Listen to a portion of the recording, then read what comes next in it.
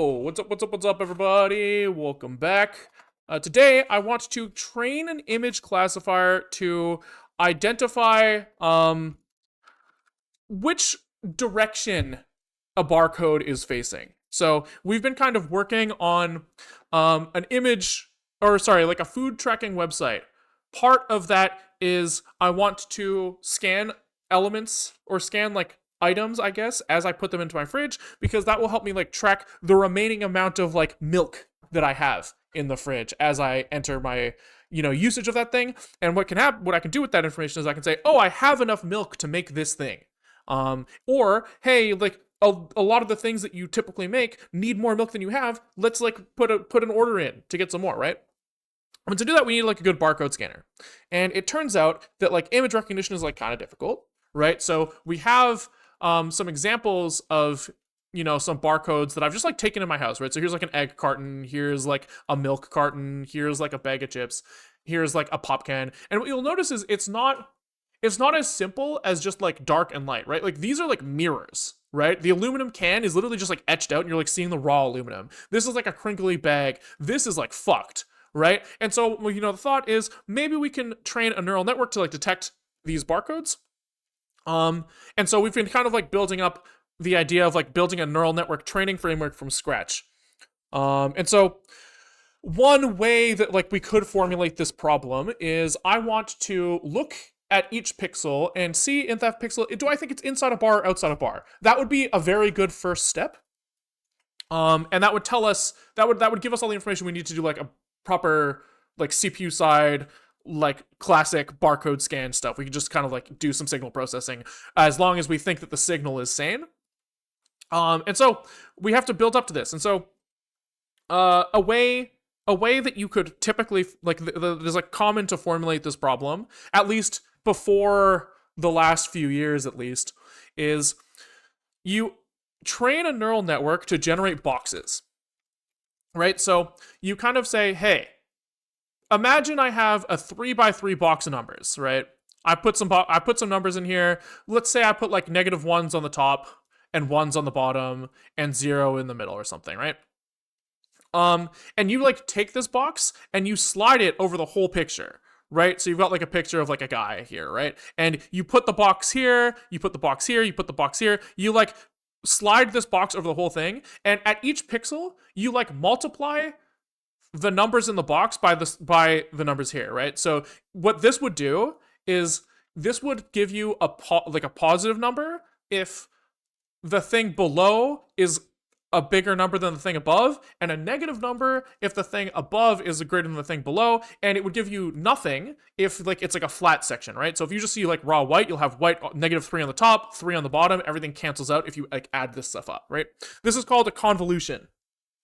And so there are these like neural networks where you say, I'm going to create like a fuck ton of these guys, like a whole bunch of them, but I'm not going to like fill in what I want to go in there. I will ask the neural network to figure those out for me. So I'm just going to give it a bunch of examples of like pictures and a bunch of examples of what I want you to learn from those pictures. And you figure out what boxes you need to like make that thing. Right? So that's kind of like hand wavy convolutional neural network. Make a bunch of boxes. And so what we need to do today is we need to implement that for our neural network infrastructure. So before today, we have trained the world's simplest neural network. We take in 2 inputs, 2 numbers, and we put out which one is bigger. So 1 if A is bigger, 0 if B is bigger. We do this by doing a lot of like matrix multiplications on GPU. So like each line here is like a multiplier. And then at the end of this, you have like your typical layer looks like, A times weight 1 plus B times weight 2 plus bias through like activation, kind of hand wavy. This gives us like a thing that lets us say, turn on if one condition, turn off if other condition. You can like stack these things together, and that turns into like, some sort of like complex behavior. That's kind of like how all neural networks work, kind of. At the base layer, it's like multiply, adds, and like have some sort of like non-linearity. So in this case, our activation function kind of like maps.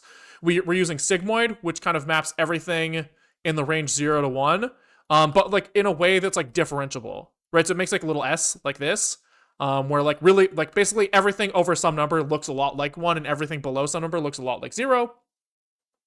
But this is kind of like a thing that we have. And so what you do when you train the neural network is, in our really, really simple example, we show it ones and zeros for like if things are like A is bigger or B is bigger. And basically as we calculate these numbers, these weights and biases come from like numbers that are stored in memory somewhere. And what we do is we like build a computation graph. So we say, hand wavy, you do like, you have A, you have weight 1, right? These go through a multiply operation. You have B and weight 2. These also go through a multiply operation. Then you like add these two numbers together, and then you put them through this like sigmoid thing, and at the end you say like, how wrong was I? So we just do like correct minus us squared, and that gives us like kind of like a number that we can say, if this number is 0, that's really good, and if the number is really big, that's really bad. And what we can do is we can kind of say like, this number, if it's really big, we can kind of like do a little bit of like calculus a little bit, and basically like differentiate each of these functions. And you can kind of figure out like, how would a change in weight 1 as you like go down this chain affect this number? And then you just kind of like bump weight 1 and weight 2 to kind of like make this number small, right? That's kind of like the whole idea. And so we have all of this implemented. What we need to do today is do this same thing, but for the boxes, right? So this is really simple. Like, this is what I shouldn't say like really simple, but this is like simple enough, right? Like when you have like weight one here, he affects, you know, you can kind of like cut all of the rest of this off for a little bit. We don't really give a fuck about this stuff right now. Let's just say like weight 1 affects some like incorrectness value here by like a amount, right? So like every change in weight 1, since this is a multiply, is going to like nudge by that change times a, right? So it's kind of just like one number is multiplied by one number hype. The box situation though, as you like take this box and you want to say, how much do I change the number in the top left of this box to adjust like the incorrectness number? Well, we'll probably end up, I think, with like an image full of incorrectness numbers, right? So we have like our little guy in a box, like standing here, right? And if we're like, hey, we want this image to like output something, right? We can kind of, we'll like slide our kernel over this thing. We'll get like some random garbage output probably, right? It's just gonna be like shit. And we'll kind of say like, okay, we wanted, let's pretend we know what image we wanted. We could like subtract this from the image that we know we wanted and get like in each pixel, how wrong were we? Then we can look at each pixel and say, okay, so we got to this pixel here by like summing up all of these times all of like these pixels over here. And presumably we can kind of like figure out that this weight in the top left contributed to this incorrectness value by some amount. And we have to do that for every pixel and add them up. I think it's something like that. So I think the course of action here is start by implementing something that can apply like 50 boxes to a picture and give me like 50 image outputs. Then we need to like figure out how to calculate how wrong those images were. So maybe we will like try to train a neural network to learn to do edge detection or something like that. And then once we have that, we can kind of try to do something more advanced, like calculate the orientations of these barcodes, right? So we have like ground truth of these things. It would be great if we could calculate something that predicted this as well. That's kind of where this is going. We'll see how far we get. Maybe this is fucking hard, maybe it's not, but let's just get moving. So the first thing that we need to do, these convolutional neural networks, they don't apply one box, they apply like a bunch of boxes. And they don't apply to just like black and white images, they apply to like red, green, blue, right? So this box is actually gonna look more like a cube, right? So like the first layer, we might have like, you know, red red kernel sits here, then the green kernel sits here, and the blue kernel sits here. And he might do something like say if red and blue pixel, good, right? So you could imagine that like in this box, all of these guys are like 1 1 1 1 1 1 1 1, and then in the back corner we have like blues that are all ones as well, and the greens are all 0, right? If we wanted to like do some information that was related to blue and red, right? Then this box can actually get like really fucking thick, because as we get well, you can do grayscale as well. It's not very strange. True. But I'm using this as a way to build up to like a more complex concept that is, once you go through the first layer of outputs, the kernel, you might output like 64 things, right? You might have like an image that is turned into a 64 channel like image of like stuff. You don't really know what that stuff represents. It's just kind of like an intermediate thing for the neural network to build off of. But you can imagine like you might end up with one channel representing there was a horizontal edge, and another channel representing there was a vertical edge, and another one like representing like this is blurry, right? You could have all sorts of like things that it's on, or like just like a sharpened image, or like a low contrasted image or a high contrast image, right? Maybe you take the max brightness of some area. All of that all of those things would be like different attributes. And so we might want to make a kernel that then says, is this like, you know, a really, really deep 3D kernel that's looking at like, you know, is this whole thing a horizontal edge and a vertical edge and like bright, right? And then he's going to use that to create like a new concept. And he's going to look at that concept in conjunction with other concepts in this picture that he's outputting, right? So all of that to say, we need to support a concept that takes a channel of n dimensions of information, right? So it could be red, green, blue. It could be horizontal, vertical, bright, contrasty, whatever, right? Some number of like in channels. You have some number of output channels, right? And then you have the kernel size, so like width by height, right? This is kind of like the dimension of our data. So we're kind of saying like we have maybe like 64 outputs, so 64 cubes of size red, green, blue, 3 by like 5 by 5 or something. And we need to like run this over every image that we have input. So that's kind of like the concept we need to build up to. So I guess it's going to go into our GPU math executor. And we need to think about a little bit what this thing is supposed to do. So let's do like conv. Many conv many. I'm not really sure yet. But this is going to be like I don't know yet. So he's going to take in some sort of like input as well as kernels. Okay. And he's going to say like, I don't know, man. He's going to be like, what are my like input dimensions here? So my image is going to be something of the form like indims is width, height,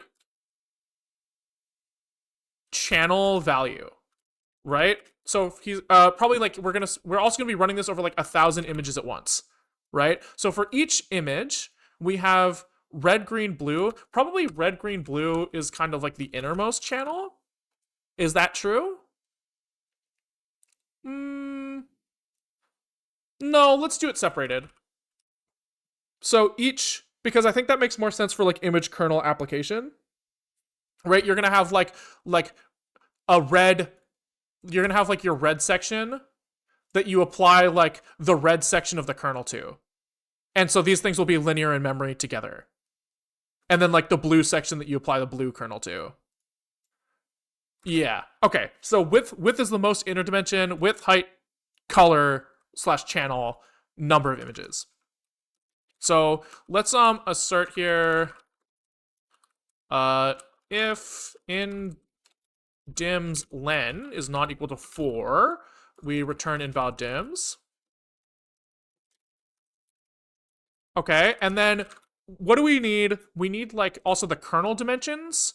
Is that the same? So we are executing some amount of kernels is going to define the output number of channels of this thing. The input has to match the number of images we have, right? Or the number of channels we have, sorry. So say we are looking at red, green, blue. Oh, we have to have a 3 deep kernel to look at that. So if kernel dims is going to be kernel width, kernel height, out channels. So this is in channels. And no n, I think we're going to run the same kernel over every single image. So if we have 1,000 images, we're going to run the same kernel over every single one. So I think it's actually like this. So if kernel dims len is not equal to 3, return error invalid dims. Nice. And so now we're comparing if the kernel dimensions the out channels. No. In channels.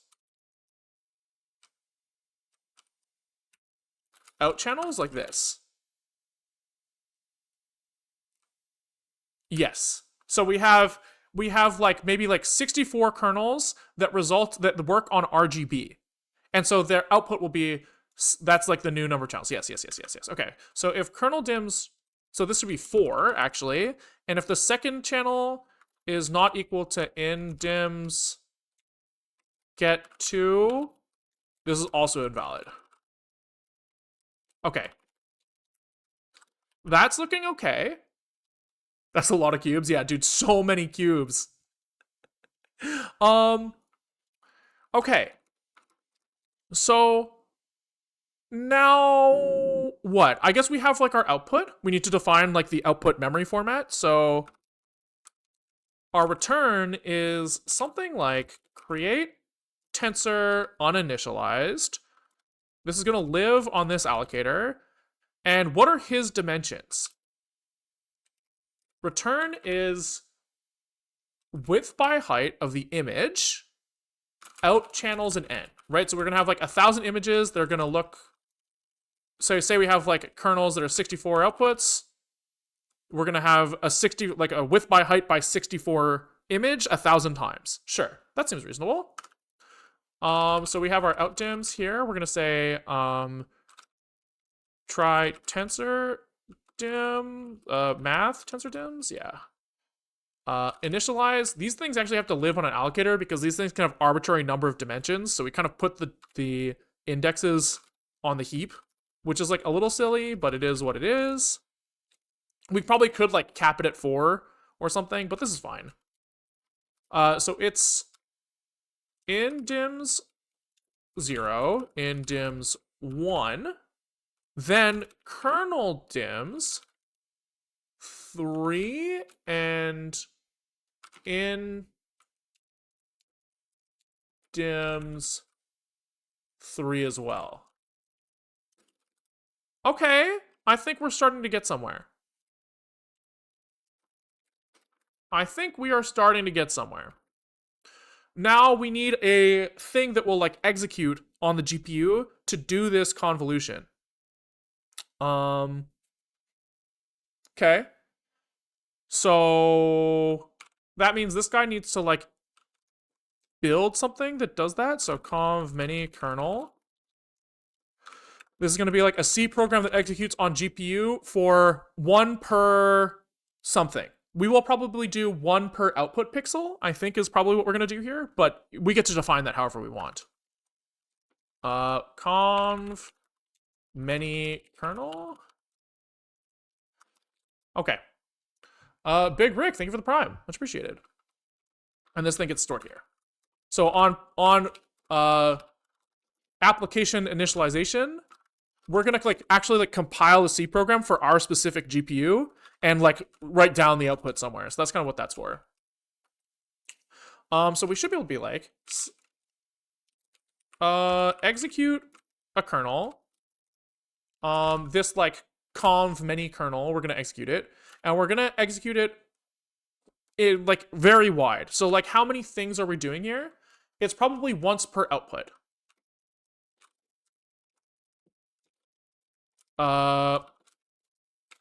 So something like this. The out dimension number of elements. We're going to be width times height times out channels times n is what we're going to be executing. Is that right? It's got to be. It's got to be. This is probably not like maximizing GPU use, but it's probably good enough. And he's going to be like, I'm going to take in the input and the output, probably. Probably the kernel as well. And I need like information about the structure of these things. Right, so we're gonna be like, we're gonna take in dims 0 for like the image width, the image height. Then we need the input channels, probably the number of images, maybe. And then maybe we say put out channels here. Kernel dims, width, height. And I guess we kind of need like the kernel width and height here as well, huh? So maybe it's kind of like this. And then does that give us all the information we need? It gives us enough for this, right? Our output is width, height. Oh, this should be 3. Width, height.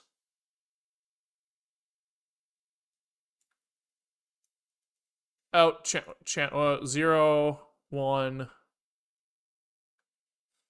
Yeah. This should be 3 because our in channels match. So this gives us width return, height return, channels return, and number of barcodes we are doing this on. Nice. Okay. So this is probably what we need. And then I guess we'll figure out what that looks like later. So I guess on GPU, we need to implement whatever the function name was that we called. We said conv many. So we can take in something like this, and we just match the parameters, right? So it was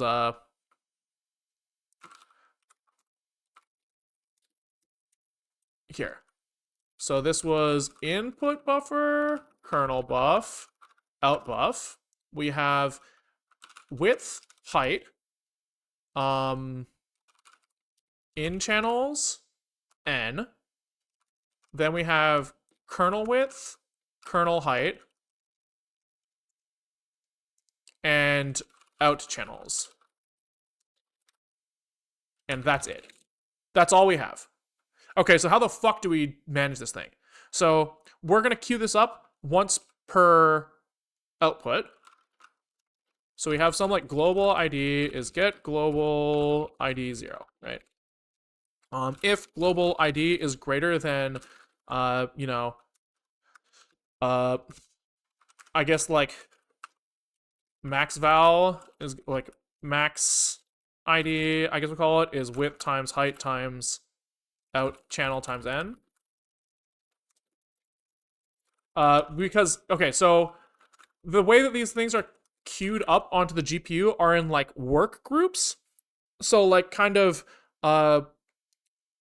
section, like guys that share a local cache, guys that kind of execute on the same GPU processor, hand wavy. They're kind of queued in chunks. So sometimes if your data is not divisible by like the chunk that you upload, he'll upload. We'll ask for like too many, because hand wavy compilation depends on that size. Hand wavy. So it's easier for us to kind of just say, hey, everybody just check if you're in range and just like deactivate yourselves if you're not, compared to trying to manage that separately. So we over over queue things to do, so we have to like intentionally dodge it if we would be accessing stuff that's out of range. Okay. So I guess we have some sort of like center value. So like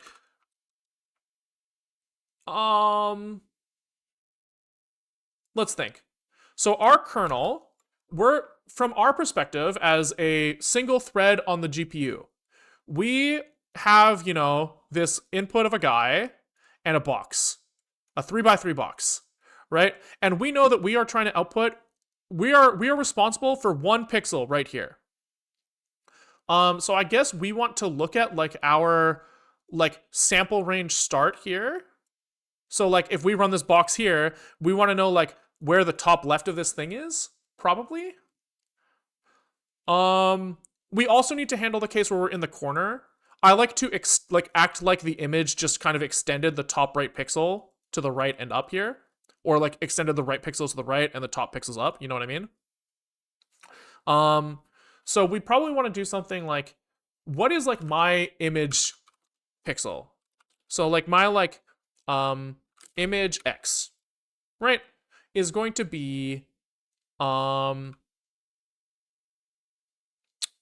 okay, so we're gonna have many images stacked on top of each other, right? So like this one, the guy's over here, and this one, the guy's over here, right? Whatever. And also, these things are kind of like sequential in memory by color, right? So we kind of have like red, then green, then blue for each of these, right? So my pixel position in terms of like going from pixel index in this like red, like this whole thing, is what? We iterate by width first, then height. So my global ID is, I've walked past some number of images. So I think it's like I've walked past I guess we go like image index. This is like global ID divided by width divided by height divided by in channels, right? That's how we would find this. What if I want my channel index? This has got to be like global ID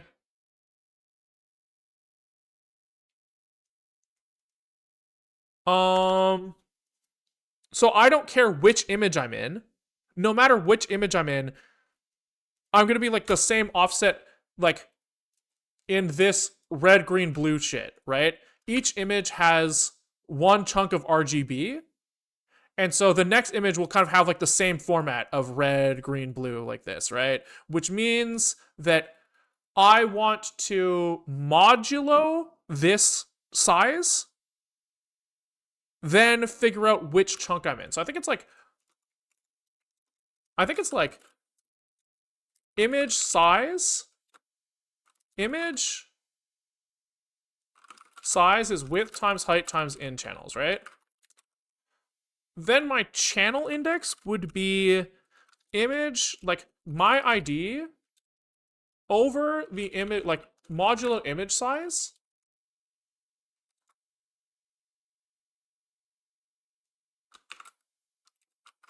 Divided by like the amount of like the size of a channel.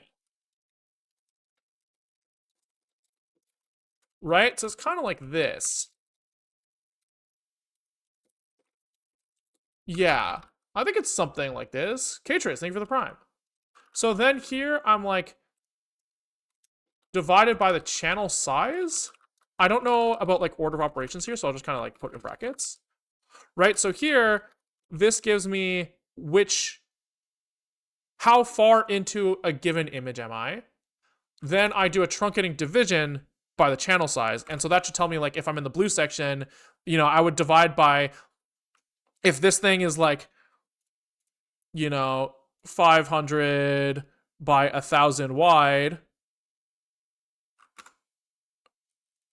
then it's like I have 500,000 pixels of each color. I divide by 500,000 to get which pixel index I am. I think that makes sense. Okay. So from there, how do we get to like the width and height? Image y. So it must be global ID percent image size percent channel size? I think it's like this. Divided by width?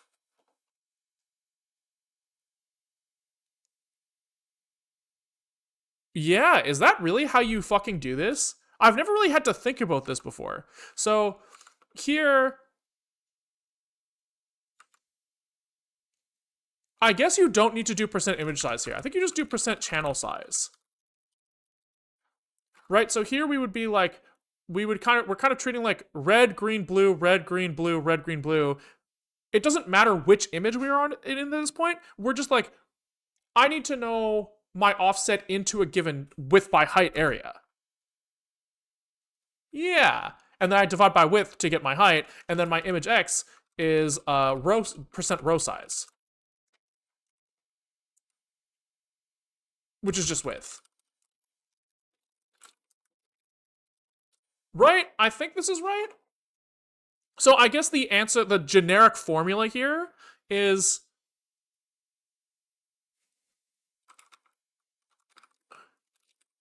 you modulo your index and then divide by the one behind you.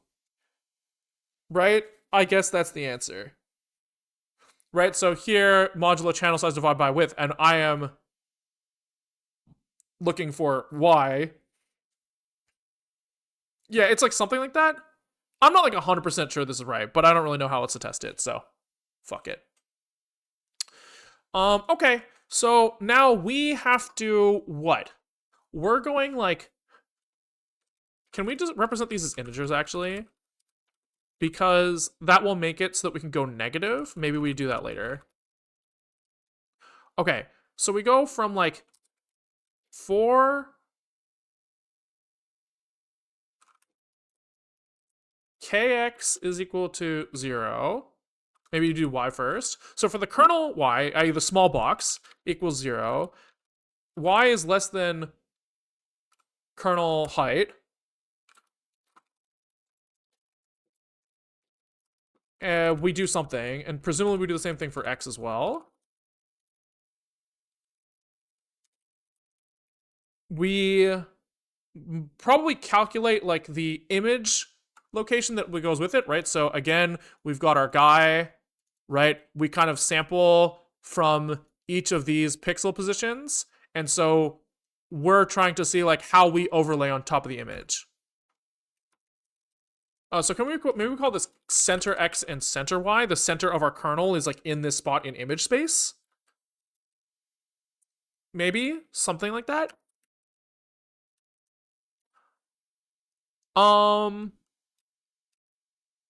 So our image y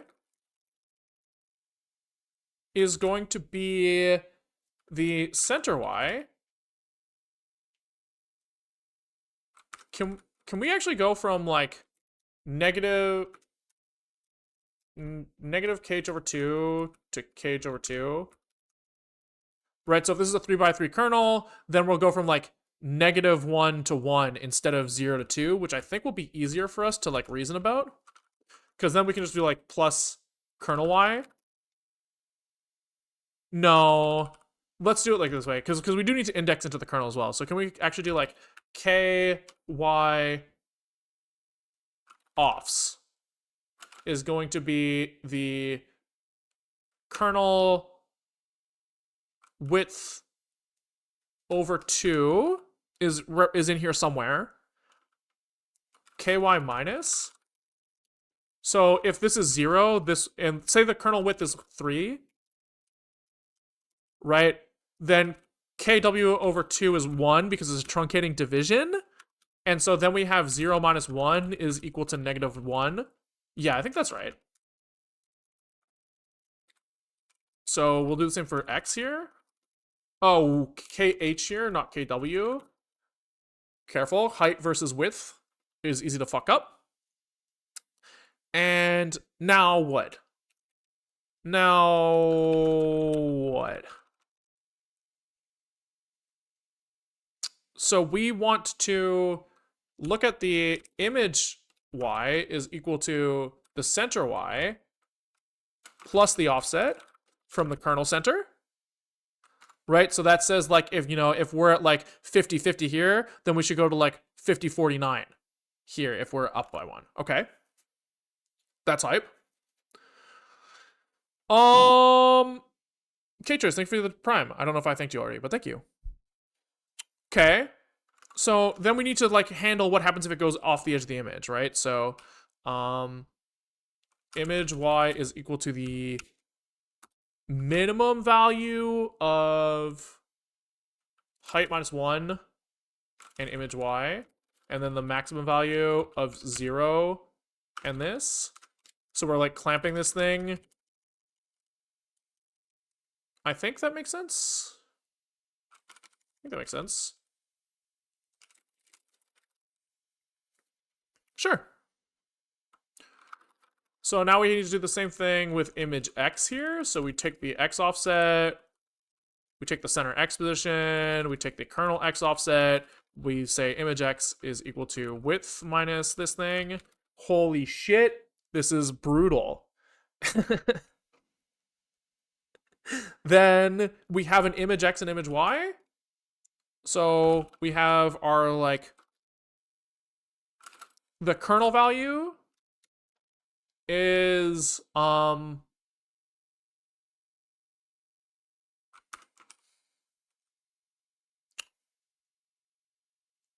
we need like our kernel. So kernel value, what is the shape of kernel?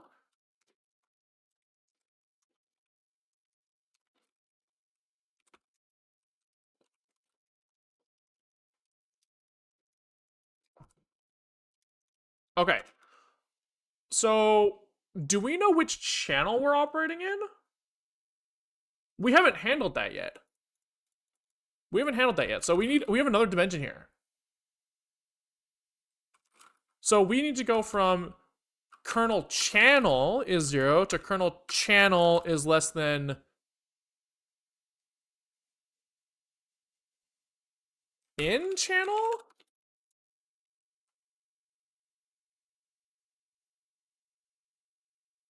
Yeah. Yeah. Wait, which means this is wrong, by the way. Because we're running once per output, once per output. Once per output. No, so this is right. Because our output is, it's just we need to use the output channels here, not the input channels, which is confusing. But that was a mistake. Okay. So fuck. My poor stupid little brain can't handle this. Okay, so for I guess maybe just channel. For channel is equal to 0 to channel is less than the input channels, we do something. Haven't figured out what yet, but something.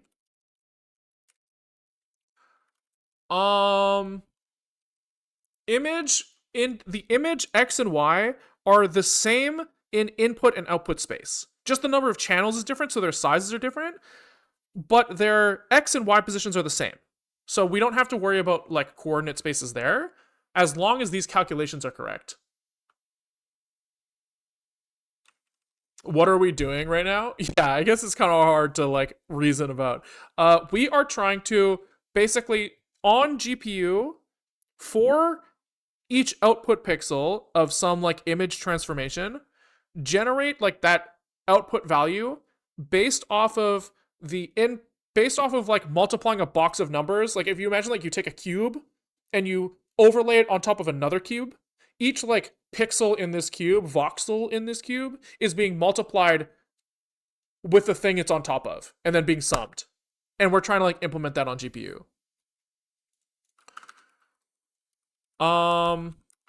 Okay.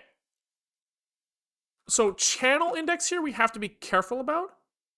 This is out channel index. And this is in channel. Like this. Yes. Okay, so now how do we deal with this? So we have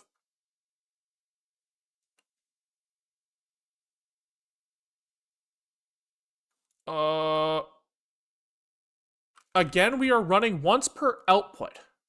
Okay, we need to remember that. So which kernel we are sampling from depends on our output channel index. Yes. Yes, yes, yes, yes, yes. So we can say kind of like, you know, kernel like this, like kernel start is going to be kernel width times kernel height times input channels. That's the size of one kernel times our out channel index. This is the kernel start that we're applying. Yes. And so we need to sum every single element in this kernel. Yes. Yes, yes, yes, yes. Okay, so for XYZ, XYZ, we are looking at like the kernel val is going to be kernel at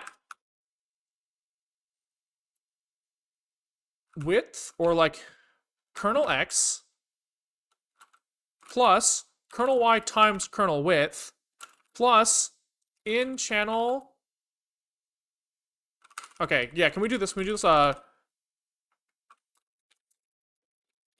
Kernel channel is kernel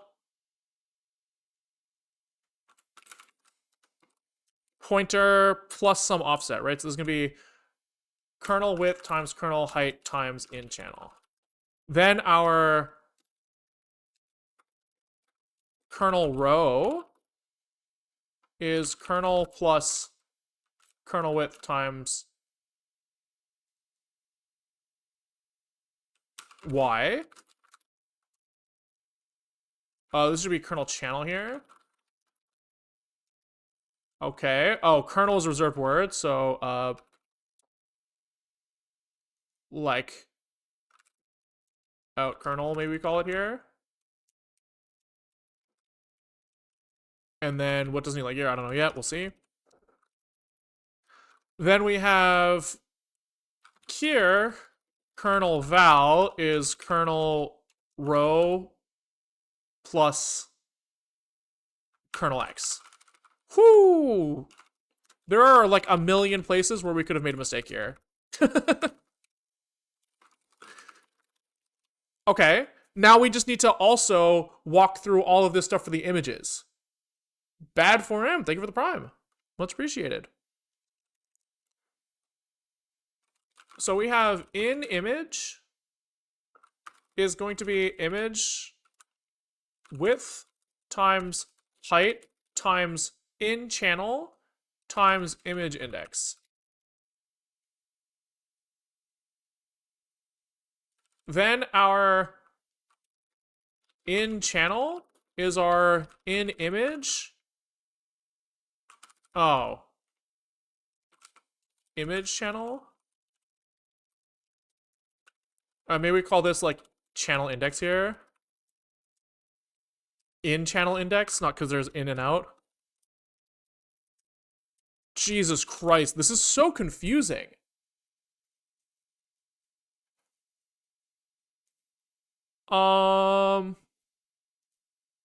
Okay, so in image this is like a pointer to the start of our picture's XY color. I'll think of it as color. So then we say we offset the width times, not kernel width. This is width times height times in channel index. Okay, good. So now we are looking at, we have like a pointer to the start of like the red channel in this picture. Great. So now we have in image row should take in the in image channel plus width times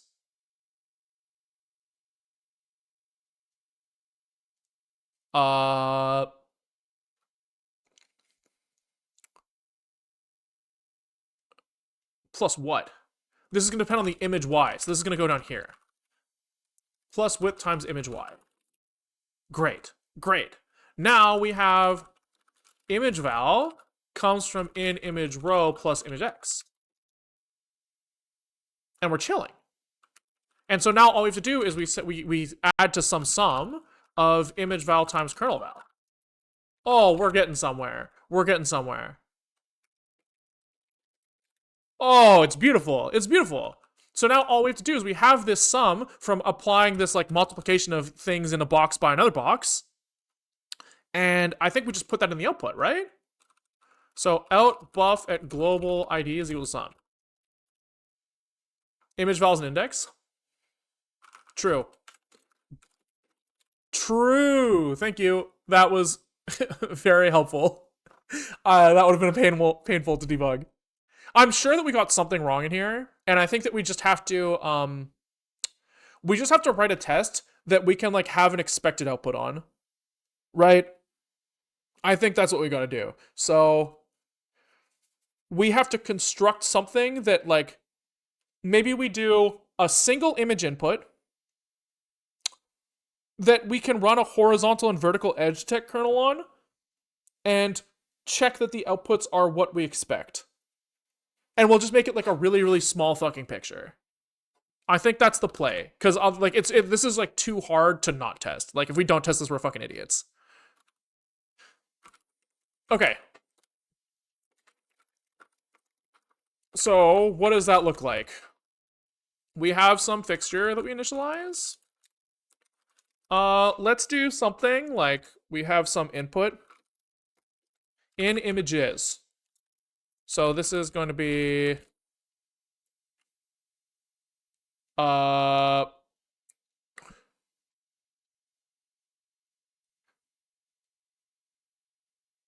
in image singular. If it's subtly broken, the neural network will just fucking figure it out. Yeah, that is true. So let's make this like a 5x5 picture that has 2 channels.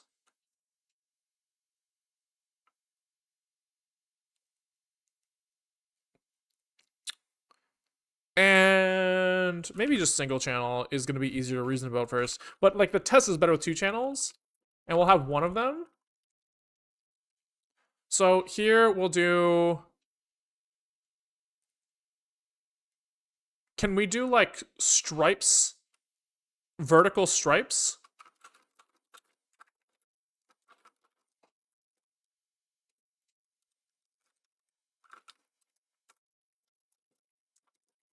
In the first channel?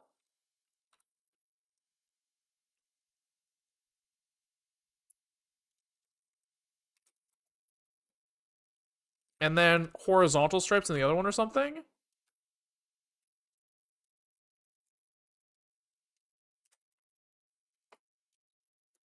Okay. Like that, 5x5. Then we can do our in kernel. So this is, let's do an output kernel of actually 1. Is this the right number of dimensions? 5x5 by 1? 5x5 by 2 by 1. Yes. So we are going to apply 1 kernel to the horizontal stripe channel and 1 kernel to the vertical stripe channel, and we're going to combine those outputs into 1 output. Okay. Yes. And so this is going to be like some horizontal and vertical gradients. Right? That's kind of what we are expecting from this thing. Okay. And not 5 by 5. 3 by 3, right? Is better. Um yeah. So kernel 1. So our I guess like channel 1, he's going to be executing um a horizontal edge detect on the first thing.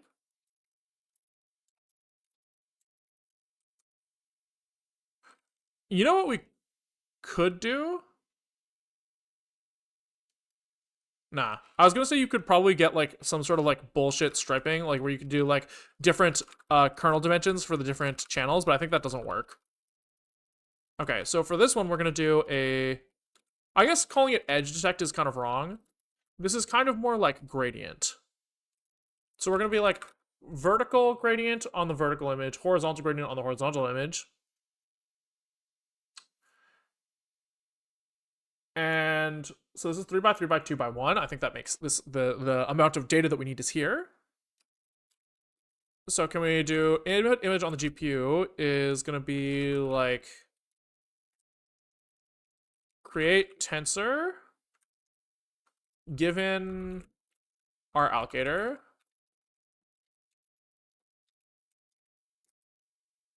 and this data 5521, and we have in kernel GPU. I guess it's just image GPU and kernel GPU. We don't need to write it in here. So this is 3 by 3 by 2 by 1. And so let's just start by trying to execute this thing. We won't even check the answer. We'll just check that the output dimensions are correct. Right? That's like a good initial spot where we can like validate something. So we have like return is going to be conv many, what we called it. He takes in an allocator, he takes in the image and the kernel. Okay. And let's just start with like a std testing expect equal lists slices of ret dims with we're expecting a 5 by 5 output, single channel, single image. True, this should be in kernel, I agree. Okay. Let's just see what happens. Expected type found, yeah, what the fuck are we smoking? That was just the wrong type. If in dims len is not equal to 4, if kernel dims len is not equal to 4, I don't know why there's a fucking exclamation point in there. All of these guys should have get here. And this guy is mad because this thing did not write try. All right, let's start there. Dims, again, all of these guys need to say get. This is not a function. Error union is ignored. True, so true right now. And it's U32, not usize. All right, you say so. And then our test will fail if we don't write try. Oh, okay, so all of these guys are failing to compile now, which makes sense. So there's incompatible pointer. Yeah, true. So here we're just like, make me a pointer out of a number. Hello, am I fucking high?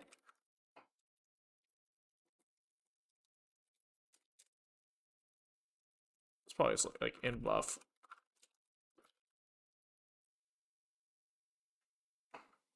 Okay. Still mad because conflicting types for masked conv. Yeah, I just did write this thing twice, huh? Conv many? Is that what we called it?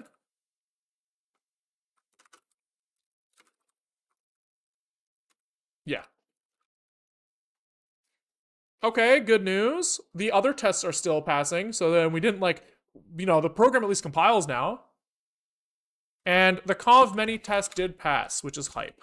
That is huge news for us. Now, we're not actually testing the outputs at all, but we can start looking at that, right? What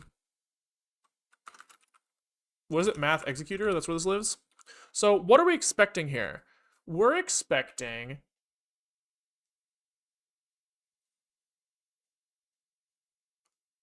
Actually, can we do this? Let's do single stripe. I think that's a nicer test. Kind of like this.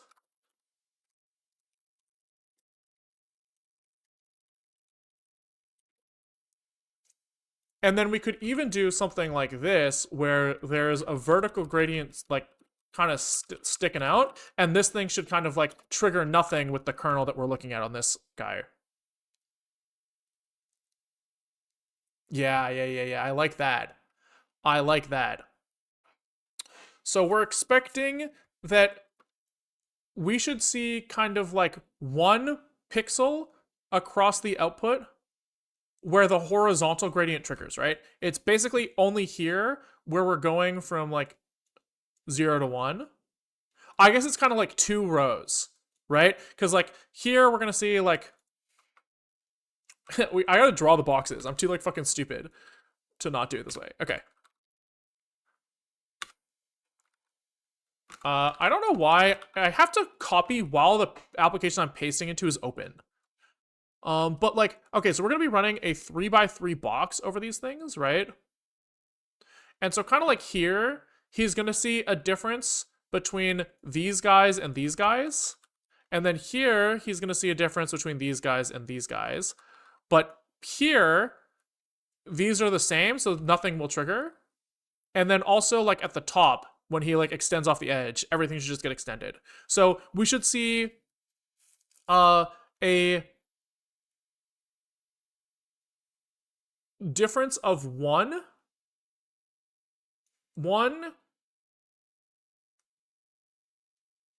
2, 3, 4 times 2 is 8.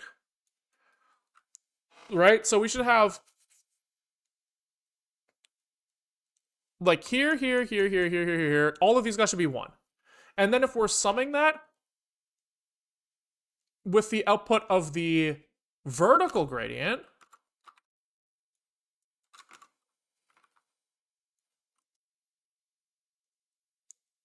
hold on. So here it's the same shit, right? We're gonna see differences here and here, right? So are there overlaps in these?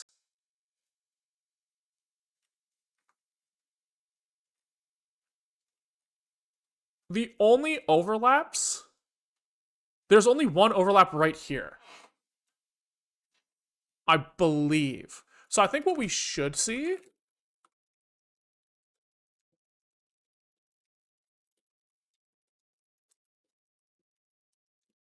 is the horizontal, so we'll start with zeros everywhere.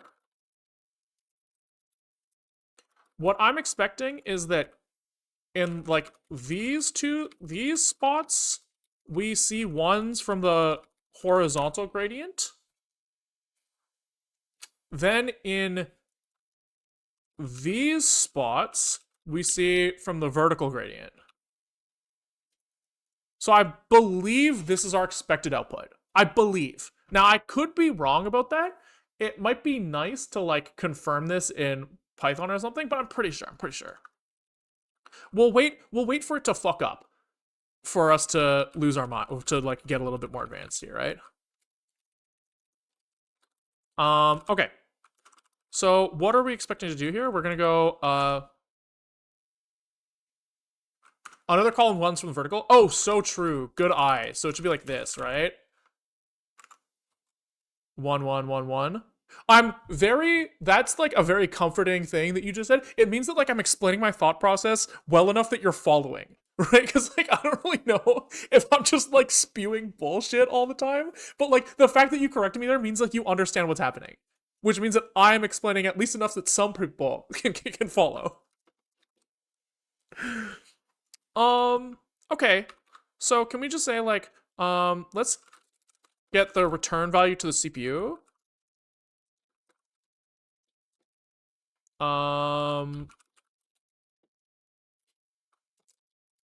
What does this thing take? I think it takes like a scratch CL allocator as well.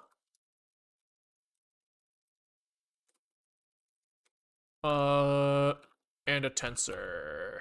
So ret. And can we just say like for ret CPU expected output, actual expected, try stood testing, expect approx equal, with an absolute tolerance, expected actual 0.201 or something. All right, moment of truth. If this passes, I'm gonna be like very shocked. Like, that's a lot of things going right for this to work. I like that it's the last one, so we have a lot, a lot of like things to wait for. There's like a lot of suspense building, a lot of tension. Okay, so 3 is not within absolute tolerance of 0, right? He's like, what the fuck? Oh, of 1. No, sorry, of 1. 3 is not within absolute tolerance of 1. So that's interesting. That is not how I expected this. Oh, because this is wide. This is wide. Can we just not make this kernel wide? Let's only look at the center pixel.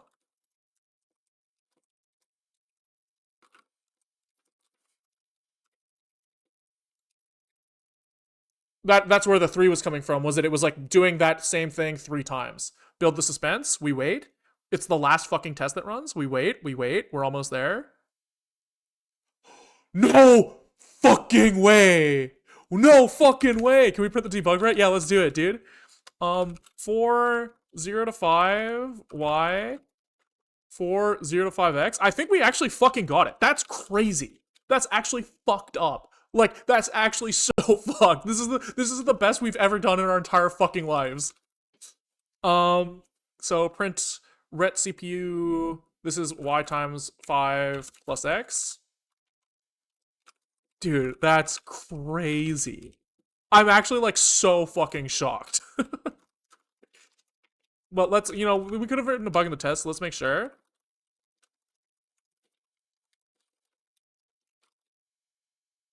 First time I've seen a dev smiling. That's actually like crazy. Oh, it's beautiful. It's exactly what we predicted would happen, man. And then we know that the test is testing something reasonable because we saw it fucking fail when the kernels were not what we had in our brains, right? Because we had like a wide kernel. That's so fucking sick, man. Oh, that's hype. Okay, so how do we get more output channels here? If we wanted more output channels, we would make kernel width 2 here. And so what happens if we just do the same thing again, but we swap the orders? So here we'll do C3 and C4, or like, this is like a C1, C2 again, right? Channel 1 and channel 2. But like, you know, this is out 0, out 1, channel 1, out 1, channel 2. And then this is like out 2, channel 1, and out 2, channel 2. And so now we're expecting 2 grids, right? But they're going to be kind of triggered on like opposite patterns. So here I just need to like undo all of the red circles. I guess we can do green circle. We can do like I did in university, where I would take paper out of the recycling, and I had a multicolored pen, and instead of bringing my own paper to school, I would just write over other people's paper in different colors. It was like fucking unhinged, but it meant that like I would just have like 3 pages of math just on top of each other, and I was like, this is fine. But we can do the same thing here, right? So I'll just draw in blue this time, where the horizontal, where the, the other way triggers, right? So it's here, here, but then here it's like negative, right? So does that change how this triggers? So we have like -1 to 1. Yeah, interesting. Interesting. So this doesn't really work. I think what we do is we extend these out to the right.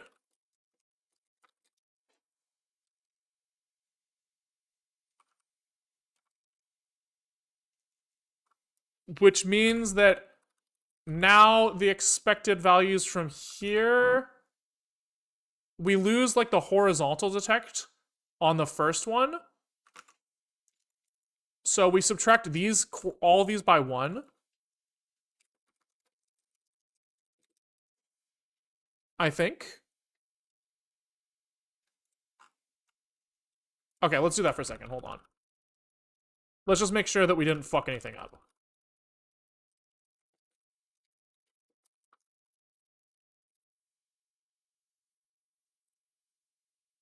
You don't need you don't need a mattress. Supermarket gives away cardboard boxes for free, same mentality. Yeah, exactly. Okay, good. So we understand this.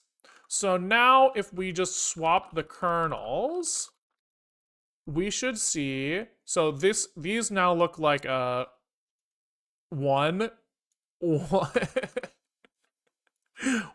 one, one, one, one. Okay, so now the horizontal kernel triggers here, and then here the vertical one will trigger here, and then negative here.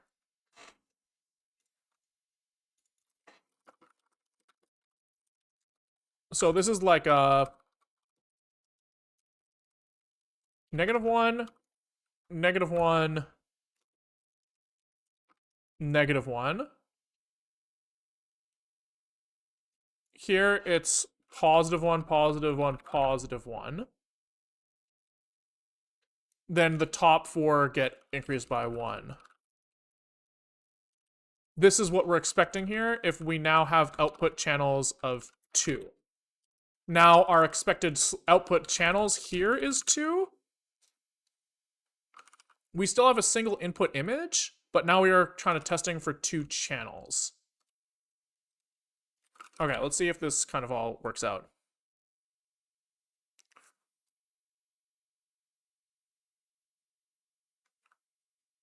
Okay, so that did pass, which is good.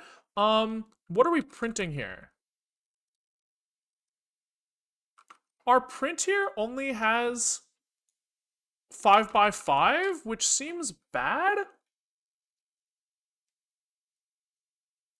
Oh, because we're not going, we just need like another,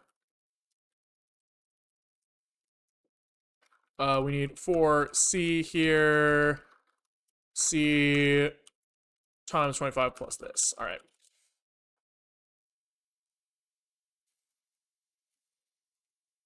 Sir, the formatting, the expected output array is a crime. Yeah, the negatives kind of like shifting everything around. Yeah, it looks fucked, right? So here it's 1, 2. Can we fucking put another new line in between? And 0 to 2 on channel, not 0 to 5. My bad. My bad.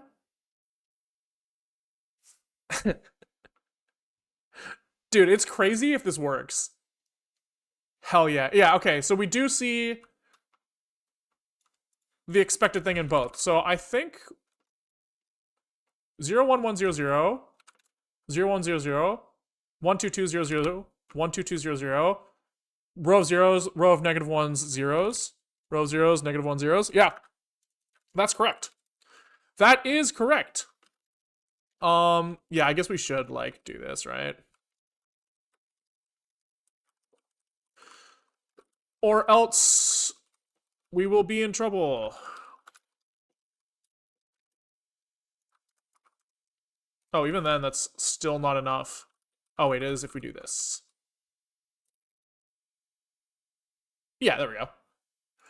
There we go. That is fucking hype. That's crazy. I honestly did not think that we got it right. But it looks like we have a way to do a convolution now. So it means that we just need to implement backpropagation for that thing now. So let's do a little like mini conv, just so we don't have, we don't get like super lost. Okay, so at this point, I think that the general way that our backpropagation works is that for each output of our thing, we have like an incorrectness value, right? It's like how much, or like how, like a contribution value maybe is more correct. So like for each pixel that we output in this thing, how much does that pixel contribute to the incorrectness of our total training? That's what it is. And so if we want to say how much does our kernel weight contribute to that, we must look at probably like, it's going to be like, say we have single channel output for now. Let's just assume single channel. So this pixel here is like 0.5 wrong, right? And so how does that affect, we have like both how the input image was wrong now. So like, this is like in image. We kind of have to like propagate this incorrectness value back here based off of if we change this pixel in the image, how does that change this incorrectness value? And then we also have the kernel, right? So if we change all, the top left pixel is a bad example, I think. No, because this gets like extended out here, this actually kind of works. So it's like this 0.5. I guess technically this will not affect these, but it will affect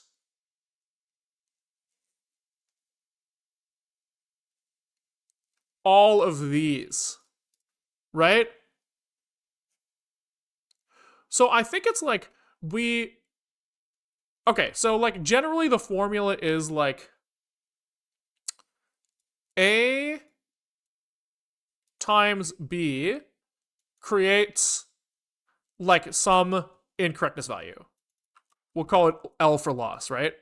So any change in A will result in a B change in a loss. And any change in B will result in an A change in loss. So we probably do something like when we're calculating these, we start by multiplying the input by the loss, or the gradient, I guess is the better word here.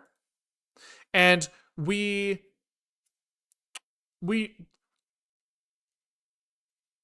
use that value for each cell in the kernel that touches it, right? Some of the cells will not touch the ones in the corners, but they will touch most of them. So assuming that it touches, it's just literally like the gradient value for the kernel is the input gradient times the pixel value. Okay? The other way for this image, it's probably the same thing, right? So this pixel is comprised of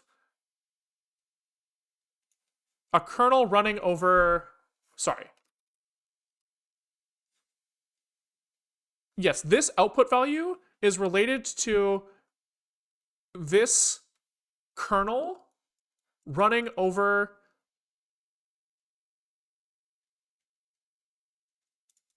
each of these image inputs. So how does this image input affect the output value?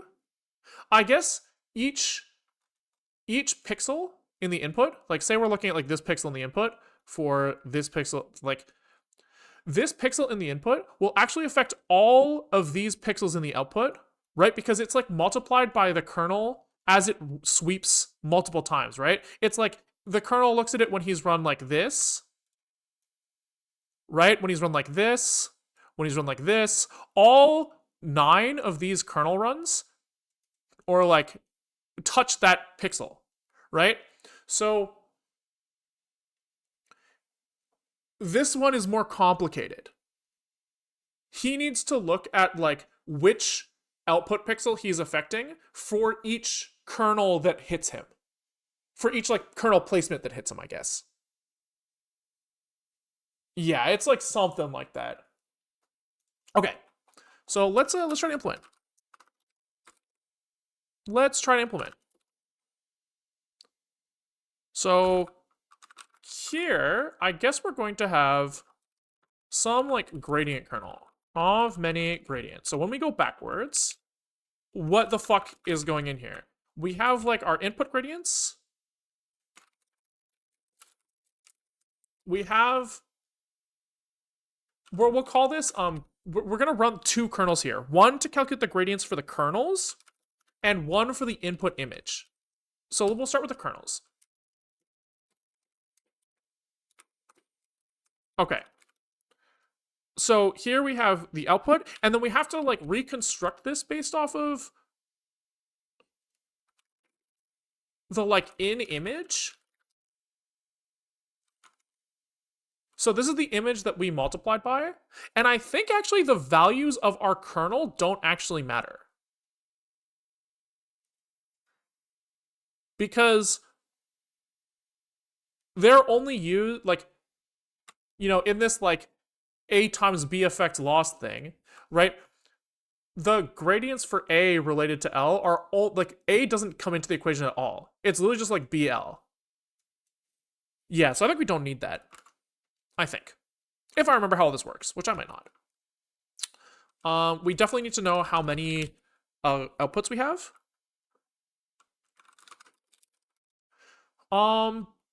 Do we need to know anything else though? So we are trying to calculate for our kernel.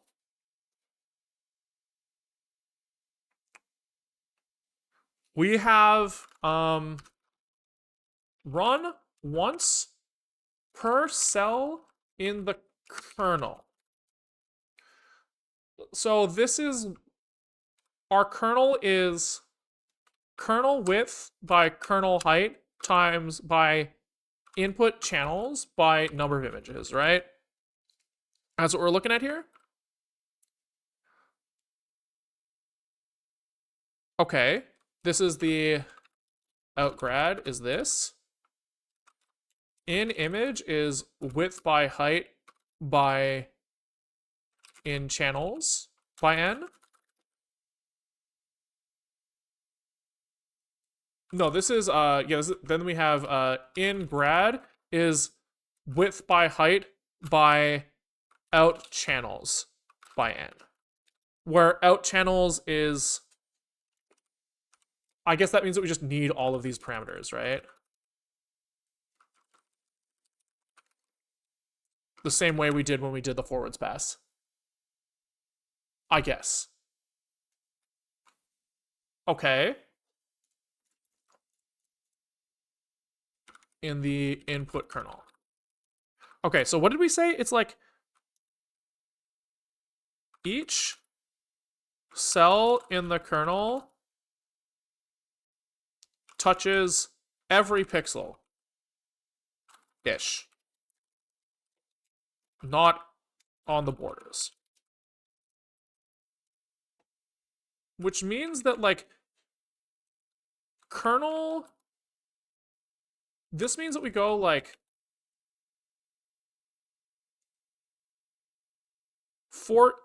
so we are looking at like the top left pixel in our kernel, right? In our 3x3 kernel, we're looking at the top left one. And we're saying, how does this affect the output? Yes. Okay. So I guess we need to extract which kernel index we are, right? We're going to need to do that, which means that we're going to share probably some code here. No, because this was iterating over kernel indexes. Here we're kind of like going straight to them. So our kernel index is This is based off of out gradient.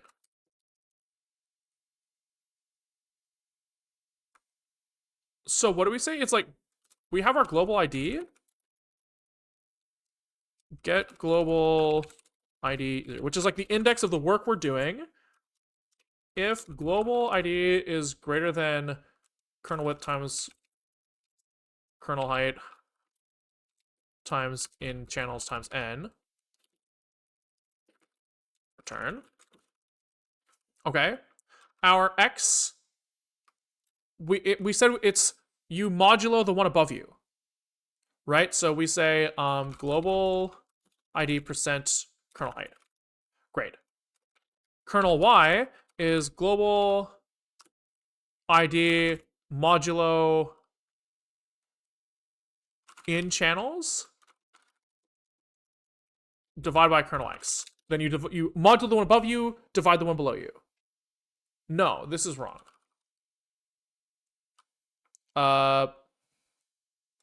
Modulo the size of the thing above you?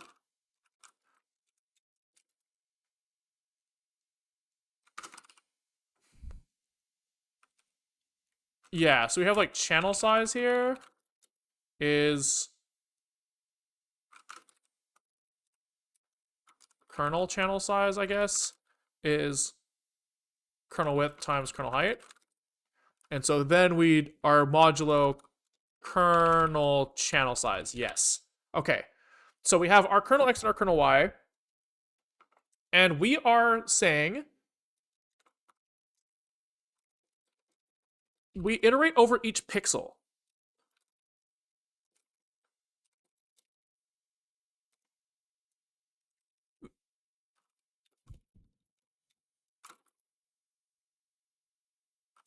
I think. Presumably each channel as well.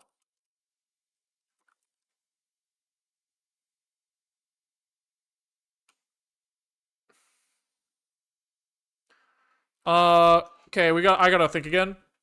So we have our kernel is a box, right? It's a 3D box. It's not just XY. Right? It's a box. And so this we are running once per cell in this box. So the output of this box is single channel. Right? So we have a 2D output for this 3D box, which means that each cell in this box contributes to this based off of the loss value in this pixel here, so like how wrong we are, times the input channel, right? Because like the input is like also a box of the same depth, just a bigger picture. Yeah. So that means that we really only need to work in X and Y. We don't actually have to look at the channel at all here, because the channel is like baked in.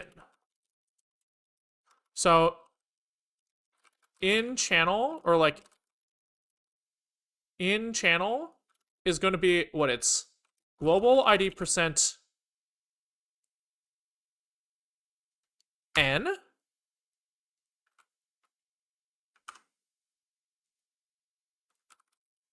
divided by kernel channel size. Yes. Yes, yes, yes.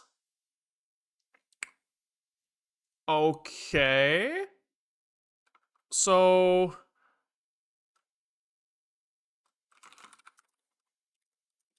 can we say that like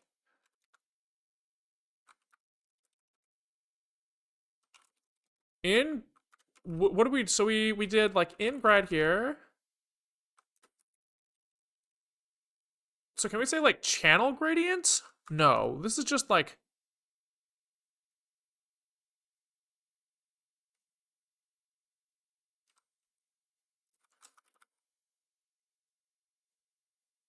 I'm confused.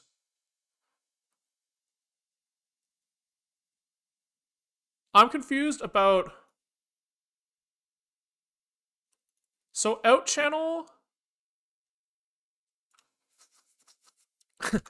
So if we have out channel is like we have 2 channels on our output if we had like 2 boxes. Right? That's kind of like what this is. Which means that each channel of output is only affected by the single box that he's looking at. So we only need to look at one. Yeah, so we have like uint output channel that we should be looking at as well. Yes. So the output channel is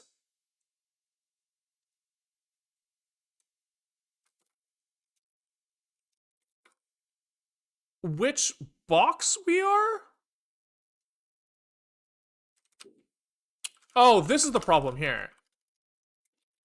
Our output gradients is width by height by in channel by out channel. That makes way more sense. Way more sense. So we have like 50 boxes, that creates 50 channels on 1,000 images. We run the same fucking box on each image. So yeah. There we go.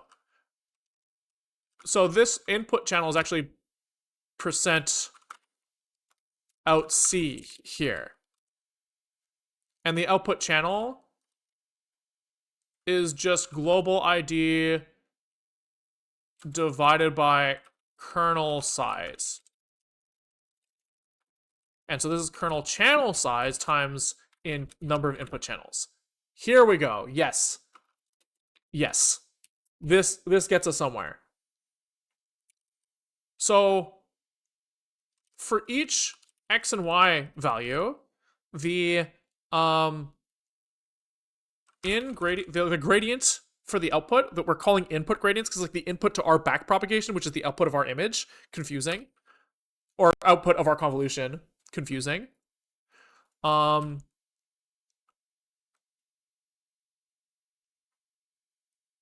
Okay. So this is output channel times image size, or like I guess image channel size. I guess.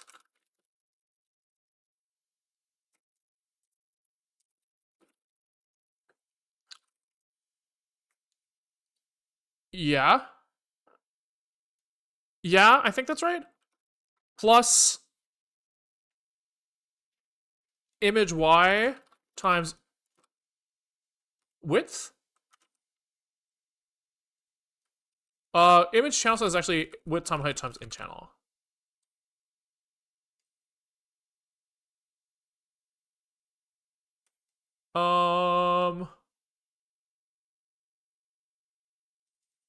We're missing something here.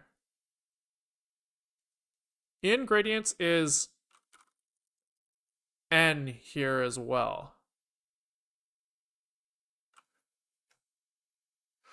Oh, so this touches every fucking picture in the batch as well. Oh, this is fucked. This is a really bad thing to be doing on GPU in one thread, but whatever. Interesting. So we have like out image index is equal to 0. For each image in the output, we do a thing. Yeah. Yeah. So we have here in grad image is going to be the input gradient buff plus the image index times image size.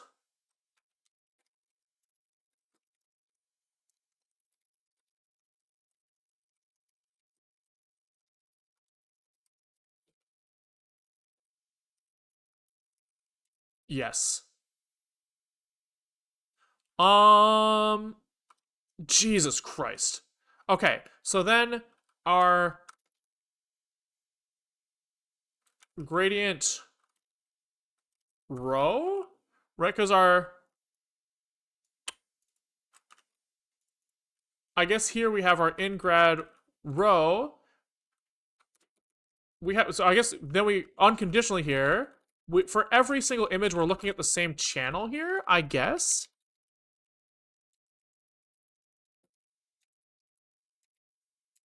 So this is the output channel, I guess.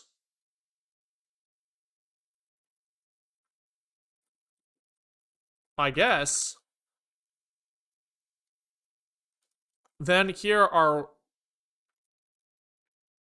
ingrad row is ingrad channel start plus width times image y, I guess. And then our, ingrad is like the ingrad row plus image x.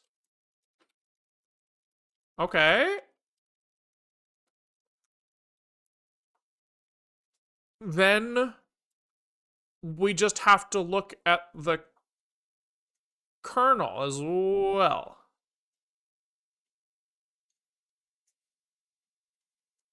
Yeah. So how do we get there?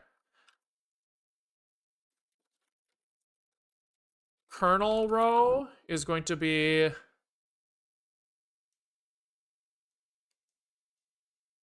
I guess it's like outgrad row actually. Okay. So this is our outgrad. We're trying to go through out channels, in channels.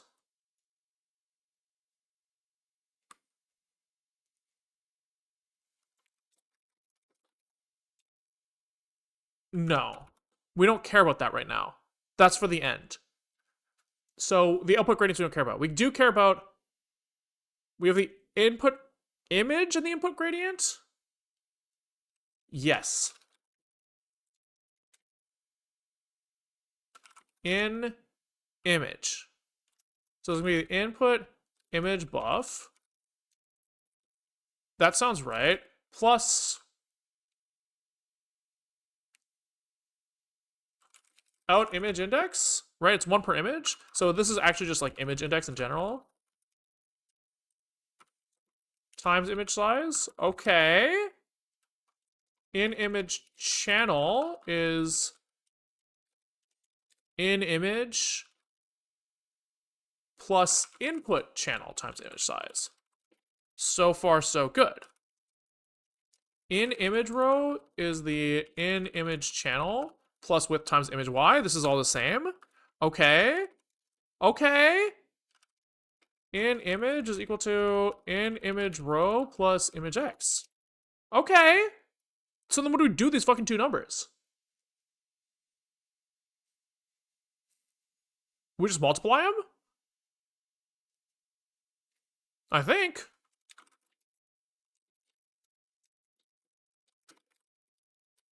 Maybe. Why not? And is that it? We just fucking stick that in the output? Only 4 things you can do with 2 numbers? Yeah, that is kind of like the level of like understanding that I have right now. I'm just like, oh, you gotta do something with the numbers. Jesus Christ. Okay, so now what? It's like outgrad at global ID is equal to sum? Fuck it. Sure. Jeez. What a pain. I think that's right. Maybe. Do I want to write this test now? Or do I want to kind of come back to this after doing the other half? Yeah, maybe I'll do the other half first. So we kind of have like the same function almost. But here we're applying it to the image. Right? So here it's like we run once per pixel in the input images. So here we actually have in kernel here instead of in image. And so we have in gradients are the same. In kernel buff is kernel width by kernel height by in channel by out channel. And our output gradients are in width by height by in channel by n, I think. Jesus Christ. Okay. Yeah, sure. And so each pixel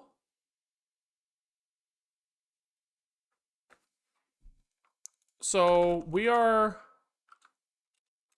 run once per input pixel / output gradient,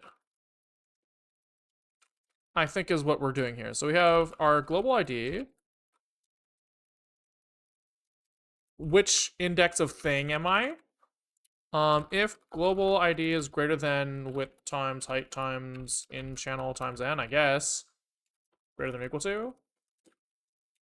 Return. Okay. Now what? Now what? We need to draw some pictures. So I have some list of gradients in a big picture.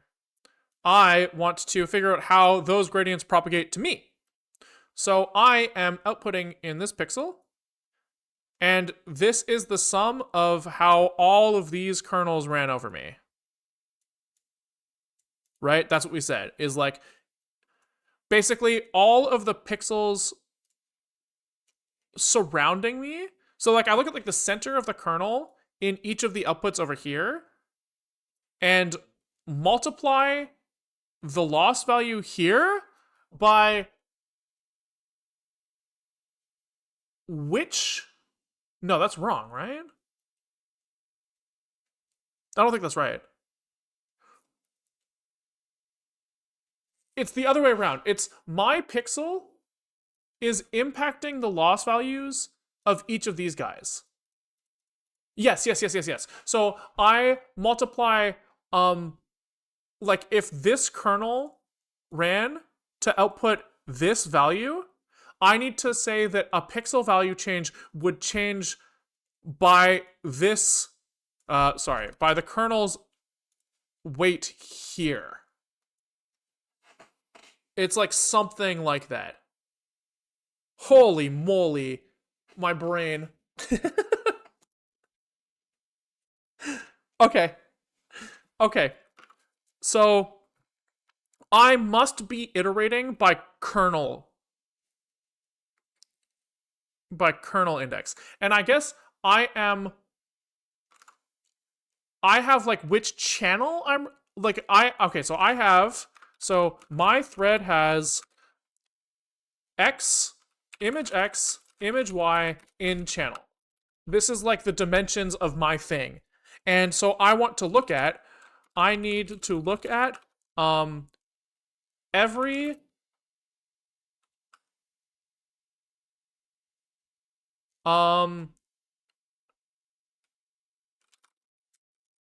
all out channels, all kernel XY for my input channel. Yes. It's something like this. Something like this. So we want to iterate outside in. So output channel is equal to 0. Output channel is less than out C. Output channel plus. Then surely we're iterating like kernel X or kernel Y, sorry, next. And then kernel X last. Okay. And how are we like propagating this stuff? So I guess we can like extract our image x and y shit, right? So we say like image x is what? Global ID percent width of the image. Image y is global ID percent channel size divided by width. Okay. Image channel size is width times height. Uh-huh. And then my in channel is, this must be like image size divided by image channel size. It must be. It's the only thing that makes sense.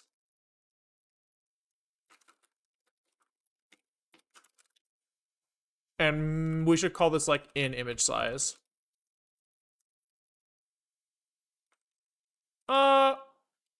Yeah, and this image channel size should be in image channel size, because technically there's like an out image as well that has a different number of channels, which has results in a different image channel size. Ow, my head, man, it hurts. Okay, so from our output channel, we can say like which kernel we are. Yeah. So this is going to be like the in kernel buff times. Oh! It's like. Okay. We're trying to get rid of this last dimension. So it's output channel. This is plus output channel times kernel size here, which means that we need kernel size. So this is going to be kernel width times kernel height times in channels. That's how big one kernel is. It's all gonna be worth it once you write a capture decoder and never have to solve that stuff again. Yeah, hell yeah.